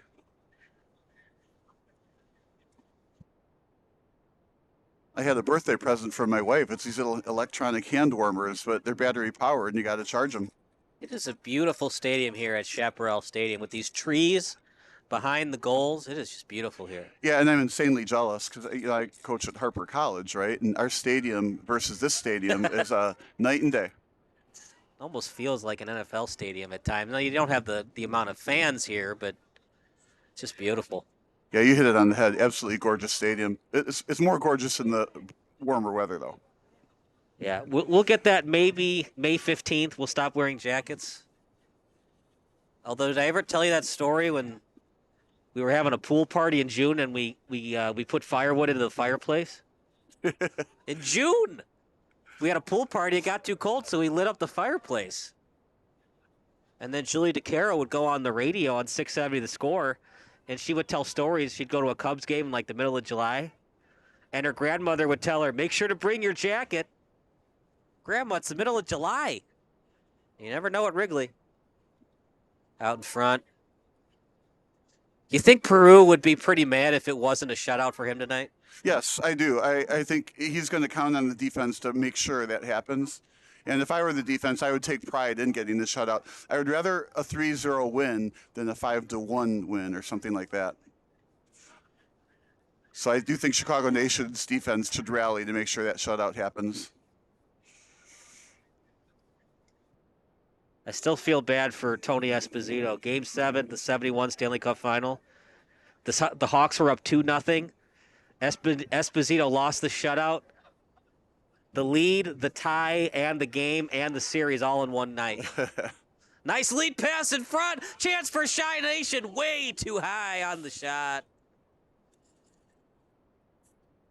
Great lead pass, though, right on target. That ball, I think, is in another zip code. He hit that so hard. So they got another ball out, a goalie kick.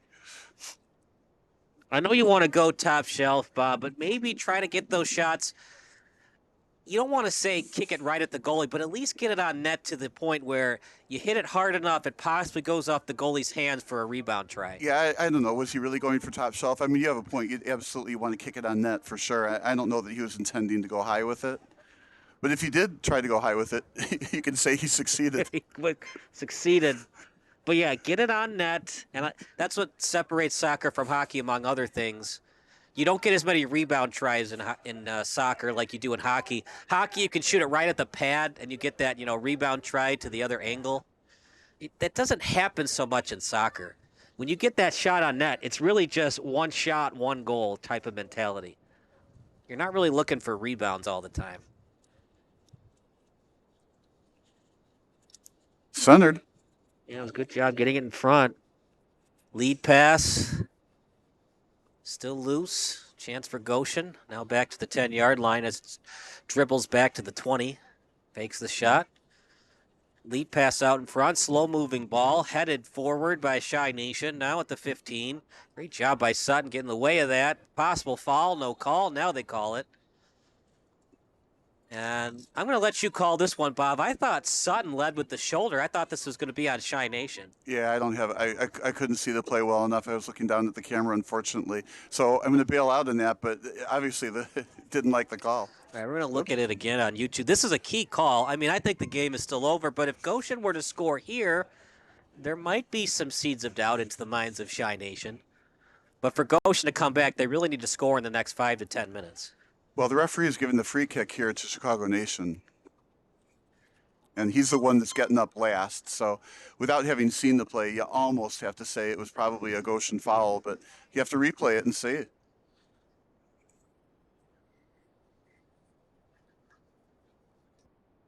This is a big call, but Shy Nation's going to get the benefit of it. It's been pretty even, partner. We've seen free kicks pretty evenly for both teams.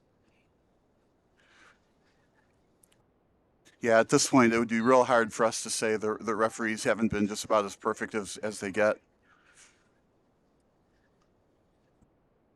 And you know what, partner? Even if it went Goshen's way, Goshen is in this spot for a reason. They put themselves in this spot, not getting shots on net, not having consistent possessions.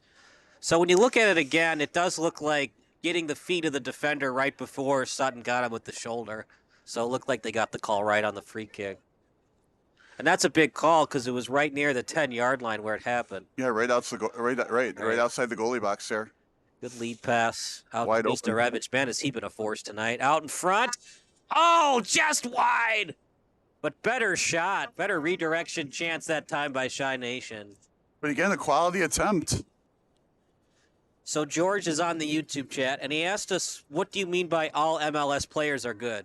When you get to Major League Soccer, for Americanized soccer, you're the best of the best, right? Are you the best in the world? Absolutely not. But when you get to the MLS era, all players are good, right? But to be great, it's got to be an all-the-time thing. It can't be a sometimes thing.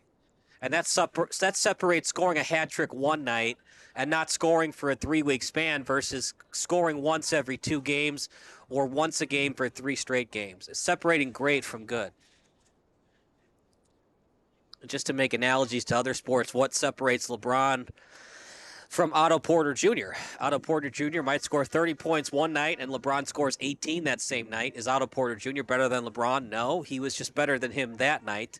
But over a 30-game sample size, LeBron will have the better numbers. Greatness versus good.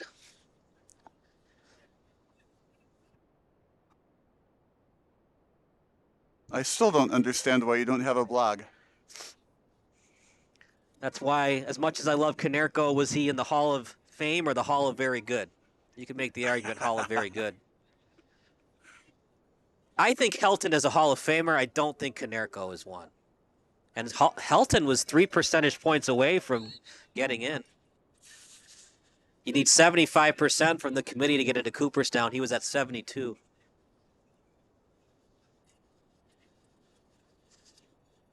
Did you watch the World Cup, by the way, Robert? Oh, as much of it as I possibly could. I think you asked me one other time who's my favorite player. You know, Messi, of course. That guy is just such a magician with the ball on his feet. That guy from France is fantastic. Yes, he is. He's who scored the hat trick in the championship game. Right. Oh, there's a trip. We got a guy listening from Manchester. Manchester? Yeah. As in UK? Yeah, the United Kingdom. And I would love to know what we're supposed to call it. England, the United Kingdom, or Great Britain? He's saying that? I'm asking him. Oh, okay. Or can we use all three? But obviously, if you're from Wales, you're not from Great Britain. You're only from Wales. Now you can bring him in on the discussion on soccer pitch versus, soccer field. It's definitely versus... the pitch. It's never the field, and it's never the court. The front court. Well, it was the court earlier today. Yeah, I don't know why you did that. That was bad. Good pass out to the front court player. I get it, though. You've been watching a lot of playoff basketball. Yeah, it could never, see, my view is it could never be a soccer pitch. It is either a soccer field or a football pitch. George is not happy that we call it soccer. You're right. We should call it football. Because American football, you don't really use your feet. And really, the rules of American football originated from rugby. Well, we talked about that they need to rename football, American football, to something else. Like call it touchdown. Uh-oh. Hand egg.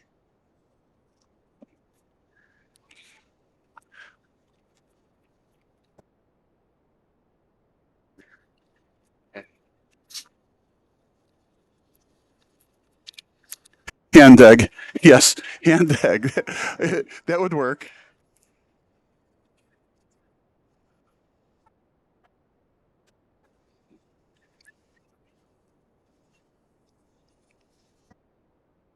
I still don't like that horn. I still think it's annoying, but it's starting to grow in me a little bit. I actually like it. And soccer is meant to have those, whatever they're called, vuvuzelas or whatever they call them. That's what it's meant for. Now, I never went to the old Chicago Stadium. My dad loved the organ. My mom hated it. She was so happy when they tore the Chicago Stadium down. You have to ask somebody to text you back and say, can they actually hear the horn? Out in front, shot just high. Might have been partially deflected. Who touched it last? It's right by the College of DePage, home of the Chaparral sign. Distarevich going after it. So initial inclination is it'll be a corner kick for Chi Nation. And that's key, Bob, because if it wasn't touched, that's... Well, we like to see corner kicks. They're fun. This is where the action happens. I mean, in soccer, you're going for these. This is where the goals get scored. Set pieces, corner kicks.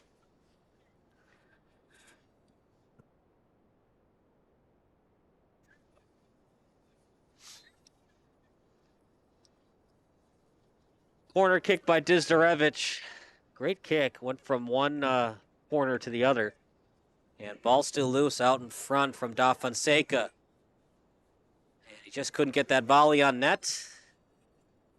Partner, it's not looking good that Goshen's even going to score tonight. They've had very limited chances. Yeah, the ball has been on the other end of whatever we call this field, pitch, court. today. Time of possession, we're not tracking it tonight, but it's got to be at least 75% Shine Nation. I always tell myself I'd love to bring a chess clock, and then see whose ball it is. But there's a third component on that chess clock. It's like when nobody really has it. Yeah, really, what you would do is you would have the stopwatch, and then you have the piece of paper. So let's say Shy Net's a good lead pass in front. Chance for Goshen, can't volley it on net. Ball loose, and it dribbles out near the 5-yard line, and then finally goes out of play. But what I was going to say is you have the stopwatch. So let's say Shy Nation has it for 30 seconds. Then you hit stop. Goshen has it for 5. And then you do it again when Shy Nation steals it. Now they have it for 40 seconds. Now 30 plus 40, a minute 10, right? So Shy Nation, at that point, a minute 10 time of possession versus 5 seconds. What's a minute 10 divided by a minute 15? I don't have my calculator, but that's got to be, what, 95%? So Yeah. that stat alone, if you're using the stopwatch and the pen and paper, would show how much the Shy Nation's dominating the match. And that's kind of the old way you would do for time of possession. Finally gets up. Got shaken up in the goalie box there. I've done live stats. It's a lot of fun, but if you're not paying attention, it can be very, very problematic. Samuel Marshy will come into the game. And they need some goals in a hurry. Well, at this point, that's the question. I don't know that you're trying to win the game anymore at this point. You're trying to build for next week, next game, build some chemistry. You just learned how to get beat by a very good team. Only 4 teams make the semis. There's also a play-in game to get to the semifinals, so 5 total. And from what I've seen from Goshen, I know it's just one game and the conditions aren't great, but that's Midwest soccer. You're not always going to have ideal conditions. Not very impressed by Goshen tonight. Whoa, that's steep. I'm not. You got to play better. Joey Bouye for not being here, that doesn't help, but at the same time, I just haven't seen enough in terms of passing, getting your passing lanes, spacing out. I haven't seen a lot of goodness from Goshen tonight.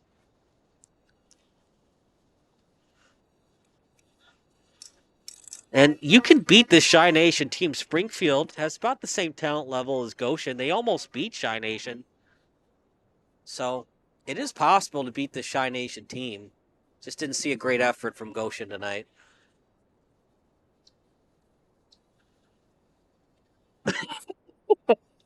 Uh-oh. Another text from Spain this time? No, the horn. It's like a trombone. I love it. That's what soccer is supposed to have. This is awesome. I don't know. On a scale of 1 to 10, I'm at an 8 now in terms of being irritated. Oh, no. Yellow card popped up really quick there. Nails on the chalkboard is always a 10. And I also hate, my sister sometimes does this, the fork and the knife on the plate. Does your wife ever do that? Scratch the knife and fork on the plate? I always put the knife and the fork on the plate, not right, on the but side. There's no food on the plate. You're just scratching the plate. Oh. It just drives me insane. It's like fingernails on a chalkboard. Right. They're both 10s for me, though. Nails on a chalkboard is equal to the knife and fork on a plate with no food on it, and you're just scratching the plate. A little excitement there. A foul and a yellow card and a free kick from midfield. Samuel Marshy, who plays defense, is going to set it up off the left foot. And the Goshen goalie is like at the 35-yard line.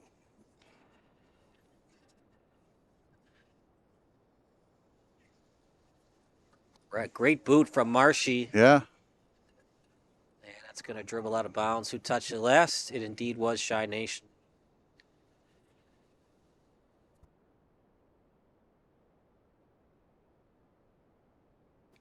I want to hear back from the guy in Manchester, UK.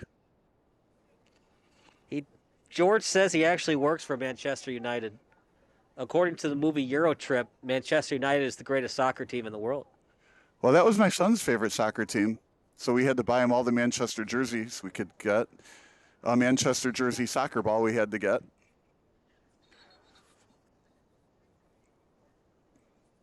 We always knew which soccer ball was his when he would go to the soccer practices. kind of amazing how soccer was originally called football in America. Then we had rugby. And American football originated from rugby, but we called it football. It's interesting how that happened. Yeah, but back then, I mean, calling it football when you punted it and drop kicked and kicked field goals, I don't know, maybe it makes sense. But I like the idea of calling football football, which would be the soccer. You don't need a term soccer. You have to call it something else. I mean, I don't know that hand egg would be my choice. I think calling it touchdown would have worked. Hey, let's go outside and play touchdown. Non-guaranteed money ball.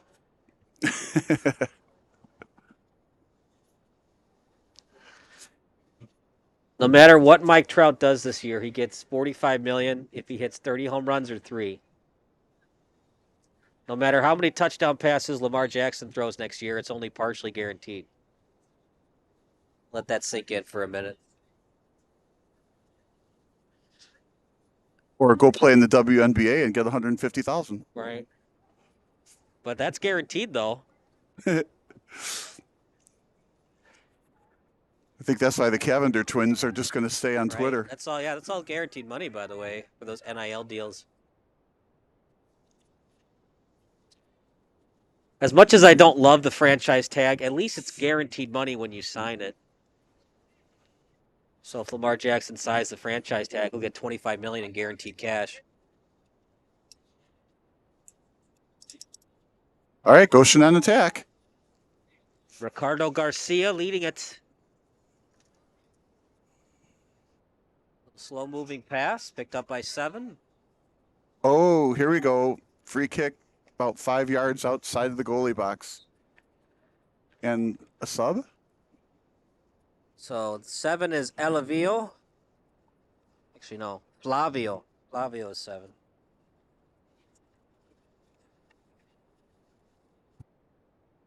It's like they have a huddle there, good old-fashioned huddle on top of the ball. Okay, you kick it, then you run this way, then you fake that way.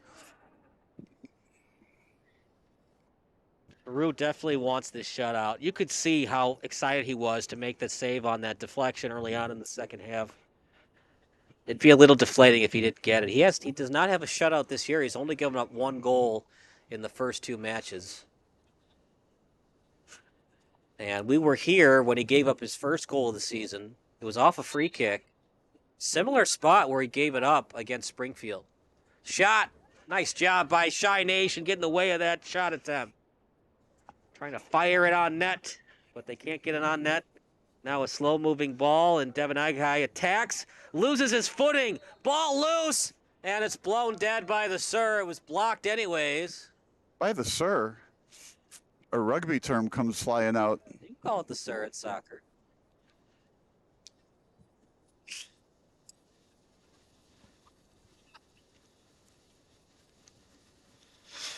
Slow to get up. Great job, Devin Agai, getting in the way of that. Then he got back to his feet quickly and made another brilliant save. Like you said, he's a good goalie, tough to score on, and does want the shutout. Hockey, there's the 3 stars of the game. For tonight, probably Dizdarevich would be star number 1. Shikachenko number 2, and probably the best player tonight is arguably Peru Devin Agai, star number 3.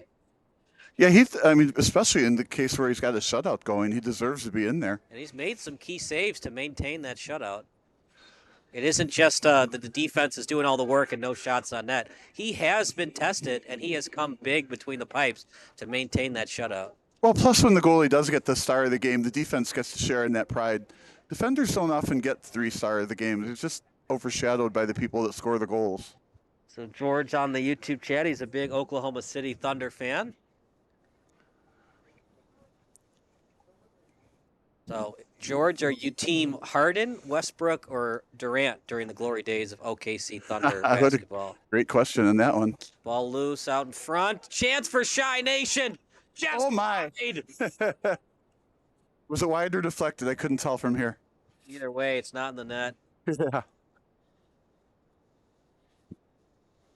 Well, Bob, Da Fonseca has been good. When I looked at the second goal on replay, I think he should have had it. But other than that... Oh, it's so easy to say, huh? Well, I mean, this is semi-pro. They're not high school kids anymore. I mean, these are some decent athletes. there are goals that the goalie should have had, depending on age level and competition level. You know, great lead pass in front for Shy Nation. I still look. You remember the championship game between the U.S. Canada 2010 hockey? Women or men? Men. I watched it, but I don't remember the outcome now. Sid the Kid scored on a bad angle shot that Ryan Miller probably should have had. It was a great goal by Sid the Kid, but if you asked Ryan Miller after the game, he probably would have said I should have had that one. It was not a 90-degree angle shot. Out in front.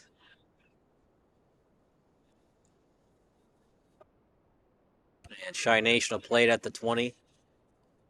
Left-footed kick by Shitkachenko.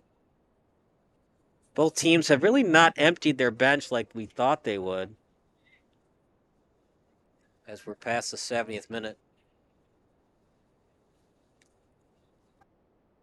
Well, it's a cold night, partner. Not that far of a drive from Goshen, Indiana to Glen Ellen, Illinois, but it certainly feels 5 degrees colder when you lose 3 or 4-0. That's one more reason to like this league. The teams are not that far away from each other.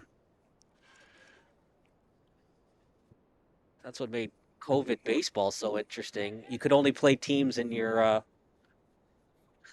geographical location. Well, that's the thing with the travel soccer for the kids. They travel a long way to play another team, and well, they probably could have traveled 15 minutes away to find another team that could have beat them. You didn't have to go to Indianapolis to find a good team. It is fun, though. You know, Cooperstown, especially the Dreams Park tournament, when you play teams from Texas and Florida. The problem is they've been playing baseball all year, so sometimes those games against Illinois travel teams are like 15-0. Because it is a significant advantage when you've been playing baseball or soccer all summer and all winter and all fall versus, I mean, you can play soccer in this, but it's kind of miserable. Luckily, it stopped snowing. Yeah, we did have flurries at the beginning of the game. Yeah. It was 60% chance of rain. They didn't think it was 60% chance of flurries. Hernandez Barrera had a piece of that. He has been just shut down tonight, as has the entire Goshen offense. And a substitution now for Chicago Nation Football Club. It's a character building assignment for Goshen here. Without their leading scorer, you still got to score. Brandon Lonecar, center midfielder, into the game. And Matt Budrak still at defense. Akeem Saraji into the game as well. Shy Nation scored all 3 of their goals in the first half. One of them was on the PK. And not only has Shy Nation led all game, but they pretty much dominated time of possession from the opening kick. Well, and that's where, talking about the Chicago Nation is a second half team, right? So there has to be somewhat of a win for Goshen to hold Chicago Nation scoreless in the second half. They are still trying, still hustling. But it looks like Shy Nation has made those adjustments from the offseason going into tonight and their first game of the year. They have not looked sluggish from the opening kick like we saw last season.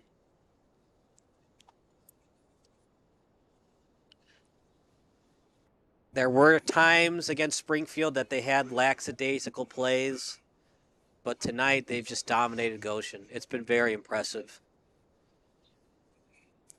And for Goshen party, they're gonna, we don't know the significance and how big his injury is for their leading goal scorer in Bowie, but they're going to have to find something in practice, because if he continues to not be in the lineup and this is what we get, it's going to be a long season for Goshen this year. You did say they were a new team, though. Newer program. Yeah, so maybe they've got nowhere to go but up. Well, they were 1-1 coming in. Jonathan Bowie, leading goal scorer. Arturo Hernandez Barrera, second on the team in goals. The player who's been with this program the most, according to their website, is Alan Galindo with 19 appearances. Jose Gonzalez, second on the team with 7. Here comes Shy Nation on the attack. Great lead pass at the 20. Trying to make it 4-0. Ball loose. Another try. And just couldn't get it on net. 2 chances, but they just couldn't get it past the end line. Yeah, that second one scooted along the end line. Just nobody was there, unfortunately, for Chicago Nation. But that was a nice break. Now with it is Flavio. It's an awesome name, by the way. Flavio, yeah. I'll have to ask him after the game if his favorite model is Fabio.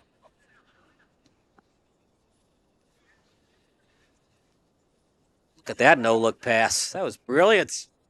Here comes Saraji. And kicked away that time by Da Fonseca. Looking for a card on that flip. Saraji has every right to the ball as the goalie does. Now, you can't kick the goalie's face, but you can go after the ball. Well, the goalie's outside the box. He's just a player. Right.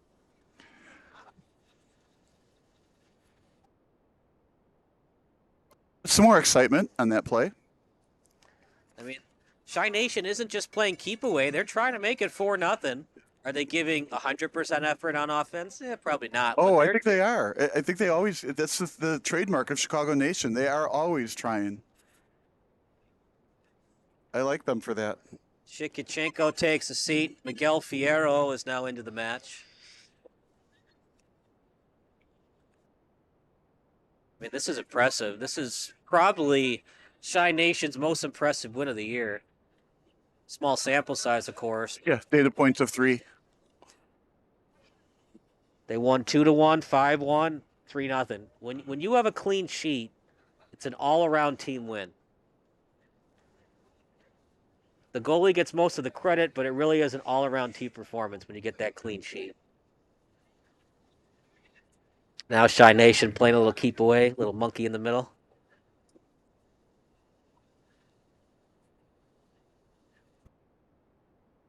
Very hard to win soccer games, partner, when you give up 3 goals. So that's something Goshen's going to have to work on. Well, and giving up possession time.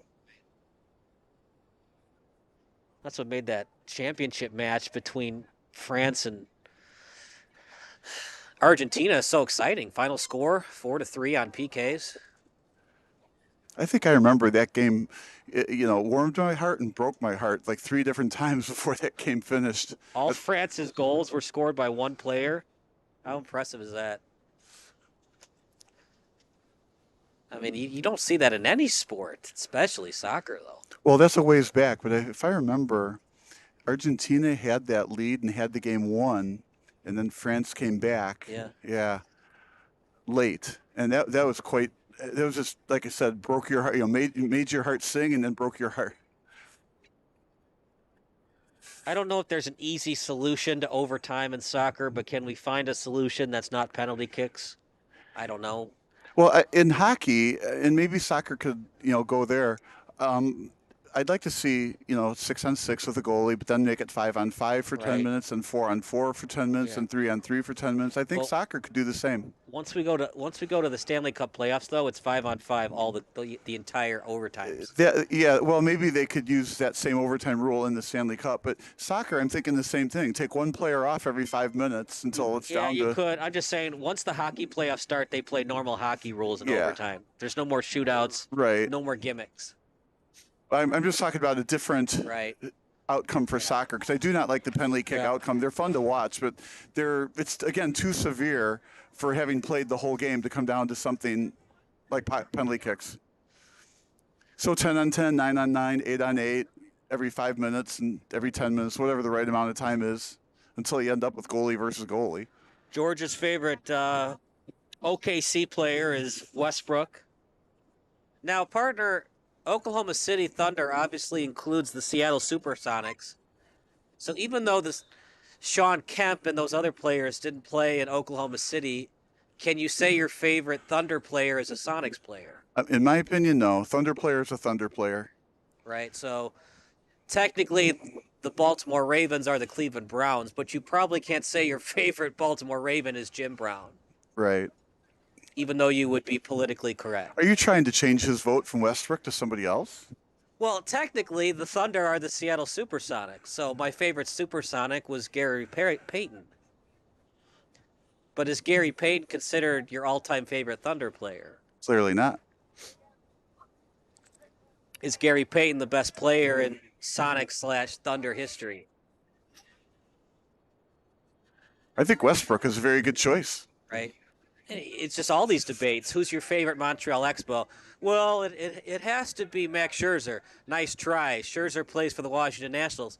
Hold on a second. The Washington Nationals used to be called the Montreal Expos. Doesn't that count? My sister's high school boyfriend played on the Expos. I'm sorry, I can't hear you through all these horns. Yeah. What did your sister's boyfriend My do? sister's high school boyfriend played on the Montreal Expos. Really? Yes. What was the name? Scott Sanderson. Kind of remember that guy. Yeah. Was he on those Expos teams with Larry Walker and Pedro Martinez? I don't remember who the teammates were, but I saw him one time in Florida at spring training. He had a great 15-year career with the Cubs. Now he's not alive anymore, and that's sad. That's too bad, man. It is. My sister's alive, that's for sure. That whole '94 season stinks because the Expos were in first place when the strike happened. I think the White Sox were in first place by a game in the division too. So we could have seen a White Sox Expos World Series. The '94 season that never officially ended, and then remember the 2002 season almost ended on a strike. It's been an impressive showing by Shy Nation tonight.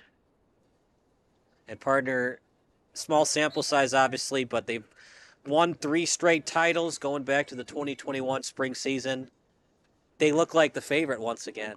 Well, and I think Goshen is walking away saying, okay, we just played the best team. This is what we're going to take away from this good, and this is what we're going to take away for things we need to improve. But unless you play the best, you can't have a good barometer. George is asking, in America, who shows the Premier League? That would be NBC. They start playing around 10 a.m. Central Time. Oh, a yellow card for this? Yeah, I agree. It's also an unnecessary play, Bob. You're up 3-0, and it's not even close to the goal. Why do you have to do something like that? The referee trying to control the game, in this case with cards, rather than talking to the players. I agree. There's just no need for that. Really, there's no need for that in a 0-0 game, but you could almost understand it. In 3-0, when you've dominated Goshen all night, there's no need for that kind of play. Especially when you've stolen the ball cleanly most of the night.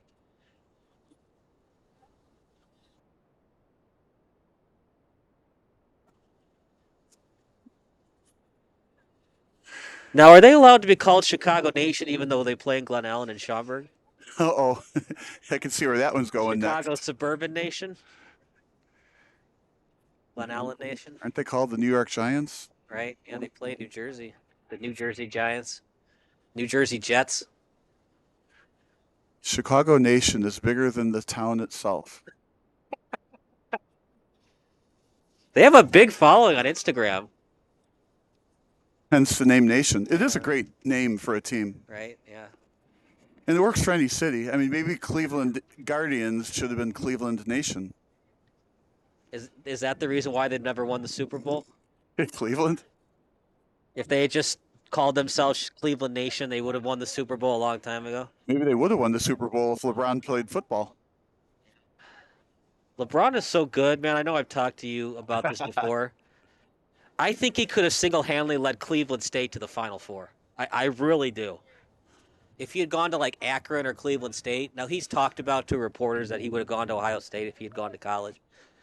But LeBron is one of those special athletes. If you remember, Antonio Gates basically single-handedly led Kent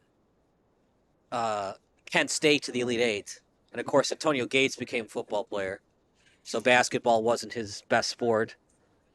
Well, unfortunately, I'm not going to argue that point. And, maybe some evidence behind that is that's what Larry Bird did with Indiana State.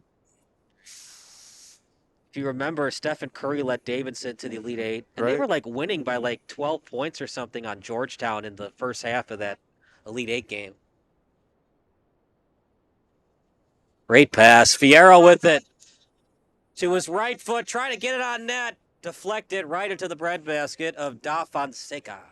It was good defense, but that was really sticky feet on offense. What a great pluck right out of the midair. Yeah, Fierro, fresh legs off the bench, making the most of his opportunity. Here's where I would like to have seen Goshen hold the ball a little bit longer instead of just go try to counterattack right away. The penalty for that was Chicago Nation now has the ball.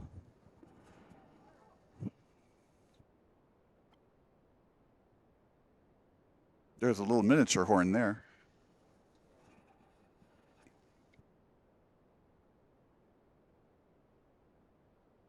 What happened to those Vuvuzelas? Oh, there. See? On cue. It's hard to run those Zuelos when you're down 3-0. There's only so much to be cheerful about.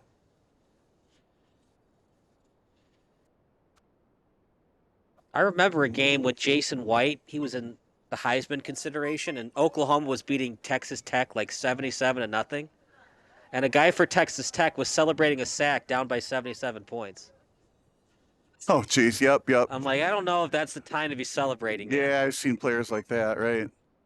Lopez with it at the 20.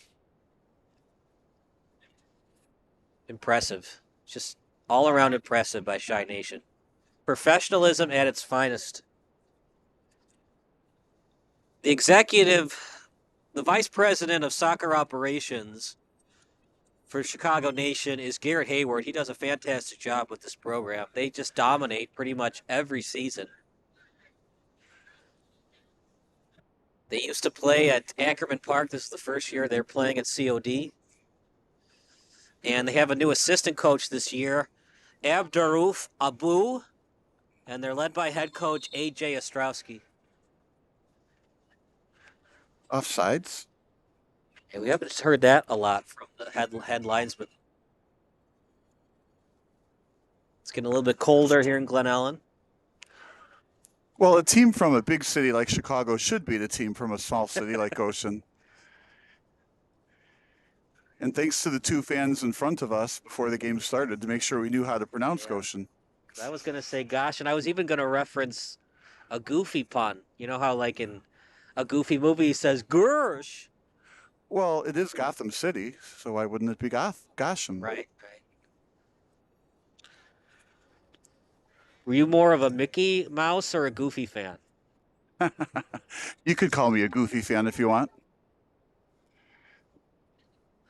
Incredibly underrated Disney movie is a Goofy movie. Definitely watch it if you've never seen it.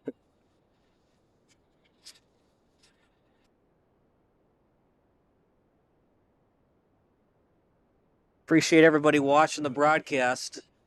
And I understand if you're at your nice warm home instead of here in Glen Ellen. It's been a little cold tonight. Or if you're in the UK. Yeah. A little bit of far commute from Great Britain to Glen Ellen. Definitely a foul. That was so blatant that Danny Volka didn't even plead his case. You know it's bad when you're called for the foul and you just walk away being like, yeah, that's you're right.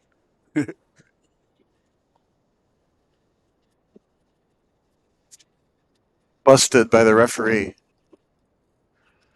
Or you would say busted by the sir.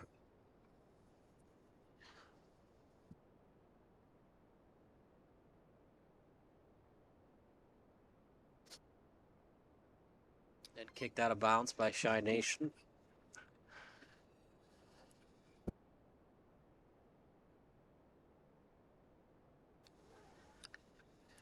We're at 90 minutes right now, so we'll probably have, 2 or 3 minutes of extra time.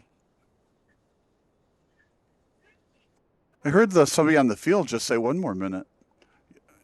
You might be right on that clock. We don't have a scoreboard, so we don't really know for sure. Yeah, well, my clock's pretty official. I started right when they blew the whistle. Right. So we're the official clock, besides the rest. So maybe the extra time is just 1 minute, although we didn't see the 1 minute sign go up. They're going to give Goshen at least one more try to get one on net. And obviously, if Chi Nation kicks it out, then they'll blow it dead. Oh, no! Did he play off the back? I think that Chi Nation was going to steal the ball anyways, but Wendo Casilla is called for over the back. And a very strong wind just came in, so hopefully we don't hear wind on the microphones. Geocentric worldview. Not only is he called for over the back, But geocentric worldview, we get the worst wind right after it happened. Right. Sometimes when it rains, it pours for Goshen. And if you're Shy Nation, your partner, do you want to set something up on offense, or do you just kick it out of bounds and have the ref blow it 3 times for the end of the match? Well, I would eat the clock, I think, at this point in time. Keep it with your defense. Well, here they're just going to blast it downfield. They're going to kick it straight up, so they're going to try one more time to make it 4-0. And Da Fonseca was pretty good, but Devin Egghai was that much better. Devin Egghai, man, you could make the argument he was the best player on the pitch for both teams.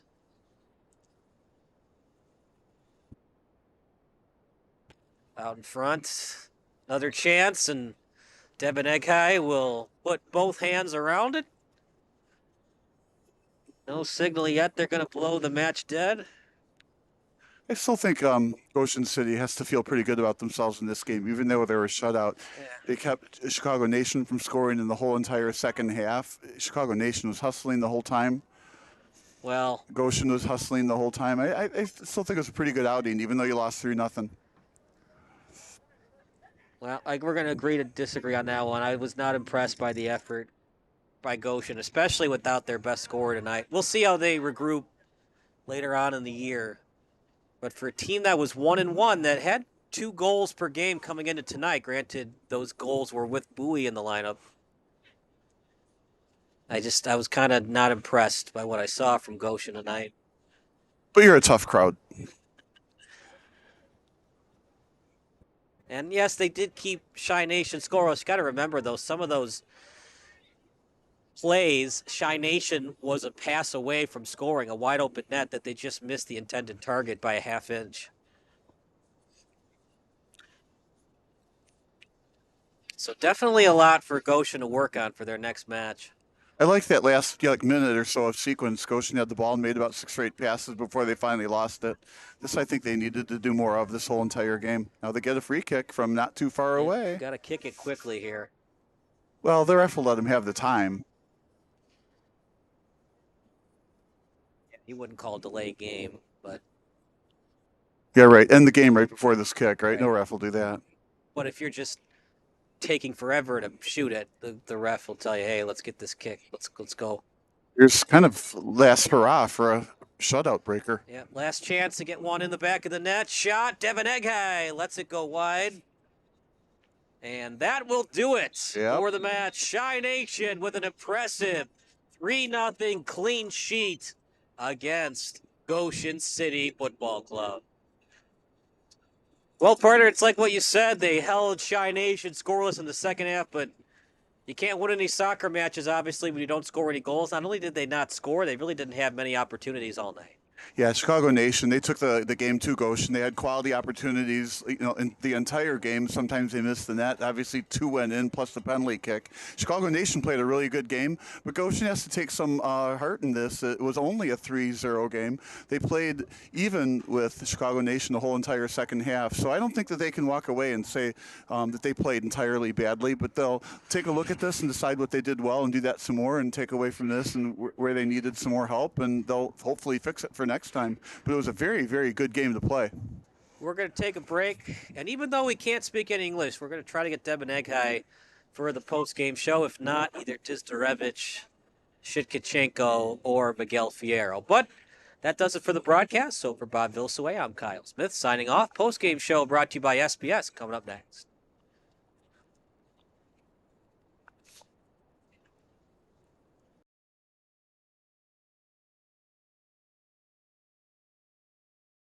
Is a broadcasting network for everyone. SBS offers live telecasts on channel 59.3, YouTube, or Twitch. We include pre- and post-game interviews with the players. You know, I started in the locker room. All the boys were getting going before the game and stuff, and we kind of found a little click at the beginning of the game, so I think that's what got us going. We also include digital live statistics, play-by-play commentary, team highlight reels, and even more than that. Go online to sportsbroadcastsolutions.com or search Sports Broadcast Solutions on YouTube. SBS, a broadcasting network for everyone. Sports Broadcast Solutions is a broadcasting network for everyone. At SBS, we offer a professional broadcasting experience for the non-professional athlete. Just like the pros, we offer everything for you. Play-by-play commentary. A no-hitter at Kane County Stadium. 15 strikeouts, 1 walk, 1 error, and that's it. Color commentary, highlight reels, recruiting videos, and much, much more. Unlike our competitors, we zoom in on the action and always have a live scoreboard with a live time code. If you're ready to have your next sporting event feel like CBS Sports, then make sure to call Sports Broadcast Solutions today. Our phone number is 330-957-7653, or you can go online to sportsbroadcastsolutions.com. SBS, a broadcasting network for everyone. Missing your child's sporting event just plain stinks. But you don't have to worry about that anymore, thanks to Sports Broadcast Solutions. SBS is a live broadcasting network, as well as covering your on-demand needs, recruiting videos, highlight reels, and much, much more. We can broadcast live to any website, and we also post as much on-demand content as you need. For more information about SBS, check out our website at sportsbroadcastsolutions.com. Sports Broadcast Solutions, a broadcasting network for everyone. Sports Broadcast Solutions is a broadcasting network for everyone. Let SBS broadcast your sporting event. We have experience and can generate excitement and permanent digital memories for your team. Tonight. That time, finally a goal for the Stampede! We have professional videographers using high-definition modern-day cameras, color analysts, and play-by-play announcers with state-of-the-art, classy graphical scoreboards to keep you updated. Plus, we have commercials to advertise your team, club, or sponsor, and us. Plus, we do pregame and postgame interviews. Hi, everybody, and welcome to the postgame show brought to you by Marion Central Catholic. My name's Kyle Smith. Well, my name doesn't matter. These young ladies matter. It's senior night as the Hurricanes win a battle down the stretch, 48-46. Hi, I'm Carrie Kramer. I swim 50 breast, 50 free, and 100 back. Whatever your sports broadcast needs, we are at sportsbroadcastsolutions.com. Check us out and become part of the digital sporting world. Sports Broadcast Solutions is a broadcasting network for everyone. Instead of spending hundreds or thousands with all these college recruiting sites, let us put together your college highlight reel. For just a fraction of your potential college scholarship and significantly less than these recruiting services, we got this. In addition, we put together highlight reels for teams, including high school, your club team, or travel team. My teammate gave me a great pass, and I just took it. The other team slashed me, took the opportunity, saw where the goalie was weak, and I just shot it there. Solon, O'Connor, and Marsh back on defense. And Marsh gets a blowout. We got a breakaway at 2-0. A shot, and a goal! So 3-3. The power play was officially over. Whatever your sports broadcast needs, check us out at sportsbroadcastsolutions.com. Check us out and become part of the digital world. Sports Broadcast Solutions is a broadcasting network for everyone.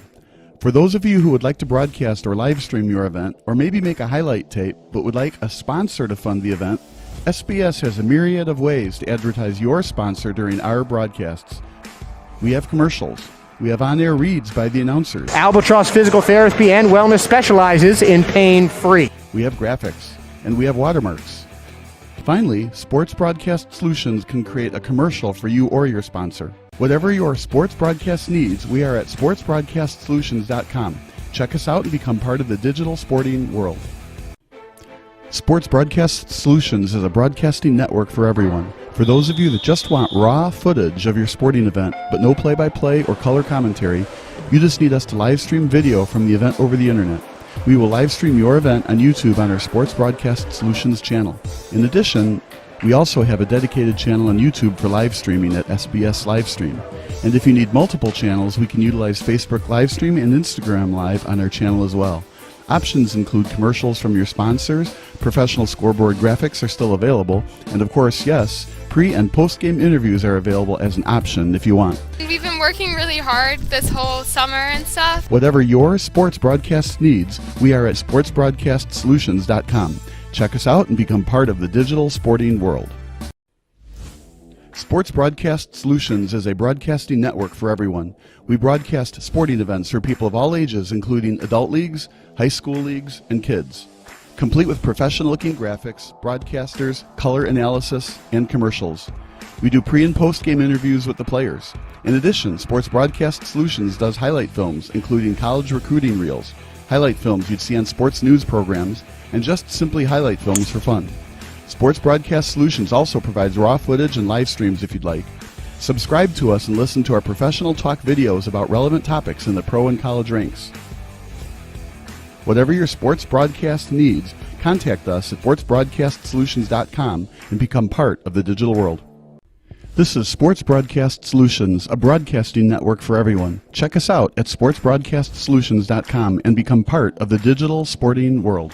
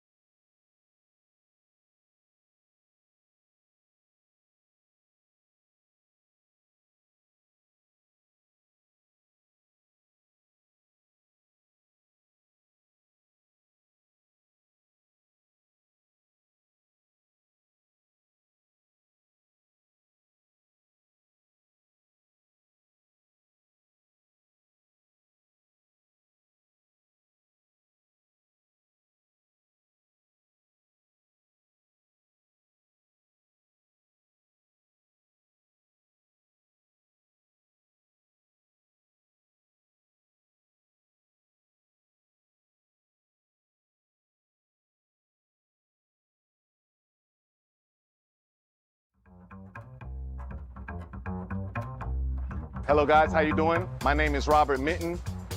As you can see, I'm part of the C1 team. C1 is gonna be number one. I had a Class B CDL license for about 4 years. I just upgraded to a Class A.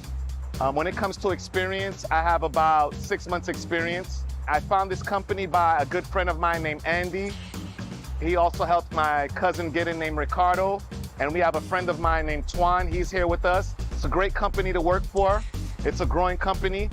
Also, my supervisor, Danny, he's the best. He's a real good guy, man. Hey, Danny. With all the other drivers, everybody here, we all get along. We work together as a team. That's pretty much it, guys. Just, you know, if you're interested, apply. It's a great company to work for. The staff is perfect. C1 is gonna be number one.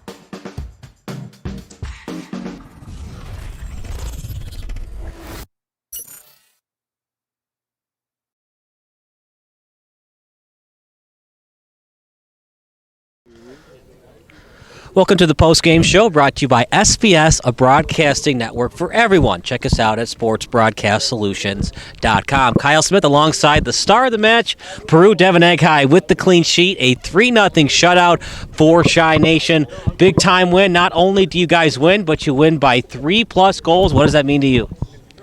Es importante sumar de 3, perdón que lo diga en español, pero el equipo jugó muy bien, fue un partido intenso, el otro equipo...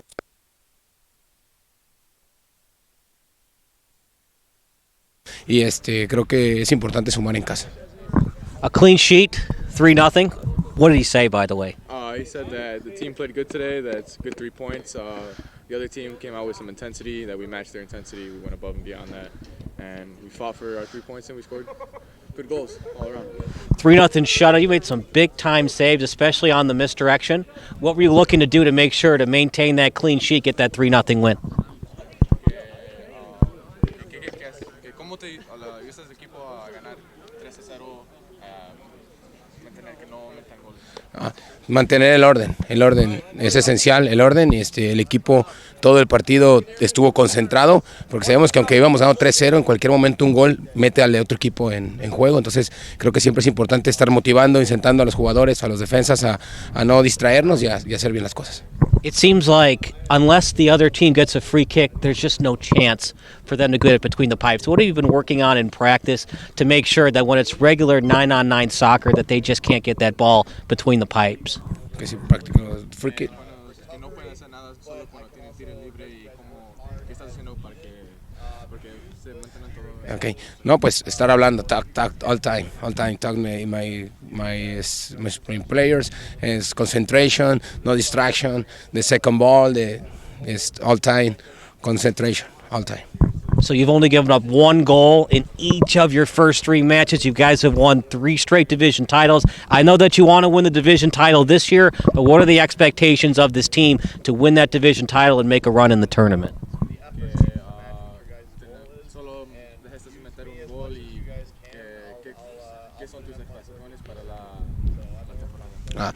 Pues quiero ser campeón nacional, de Championship, National Team. Hemos estado cerca, creo que si seguimos trabajando serios, podemos ser aspirantes al campeonato que tanto deseamos. That's Peru Devin Egghai. That does it for our pregame show. So for Peru, for Bob Villesway, I'm Kyle Smith signing off. Chi Nation wins 3-0. They're an undefeated 3-0 on the season, and we'll see you next time on SBS.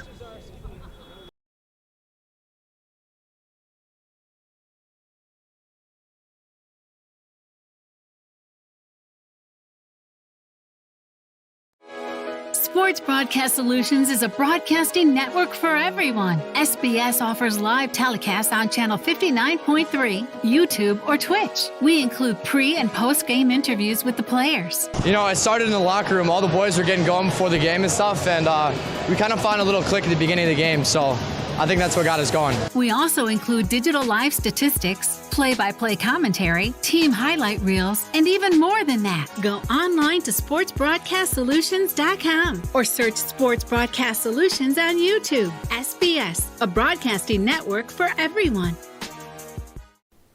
Sports Broadcast Solutions is a broadcasting network for everyone. At SBS, we offer a professional broadcasting experience for the non-professional athlete. Just like the pros, we offer everything for you, play-by-play commentary. A no-hitter at Kane County Stadium. 15 strikeouts, 1 walk, 1 error, and that's it. Color commentary, highlight reels, recruiting videos, and much, much more. Unlike our competitors, we zoom in on the action and always have a live scoreboard with a live time code. If you're ready to have your next sporting event feel like CBS Sports, then make sure to call Sports Broadcast Solutions today. Our phone number is 330-957-7653, or you can go online to sportsbroadcastsolutions.com. SBS, a broadcasting network for everyone. Missing your child's sporting event just plain stinks. But you don't have to worry about that anymore, thanks to Sports Broadcast Solutions. SBS is a live broadcasting network, as well as covering your on-demand needs, recruiting videos, highlight reels, and much, much more. We can broadcast live to any website, and we also post as much on-demand content as you need.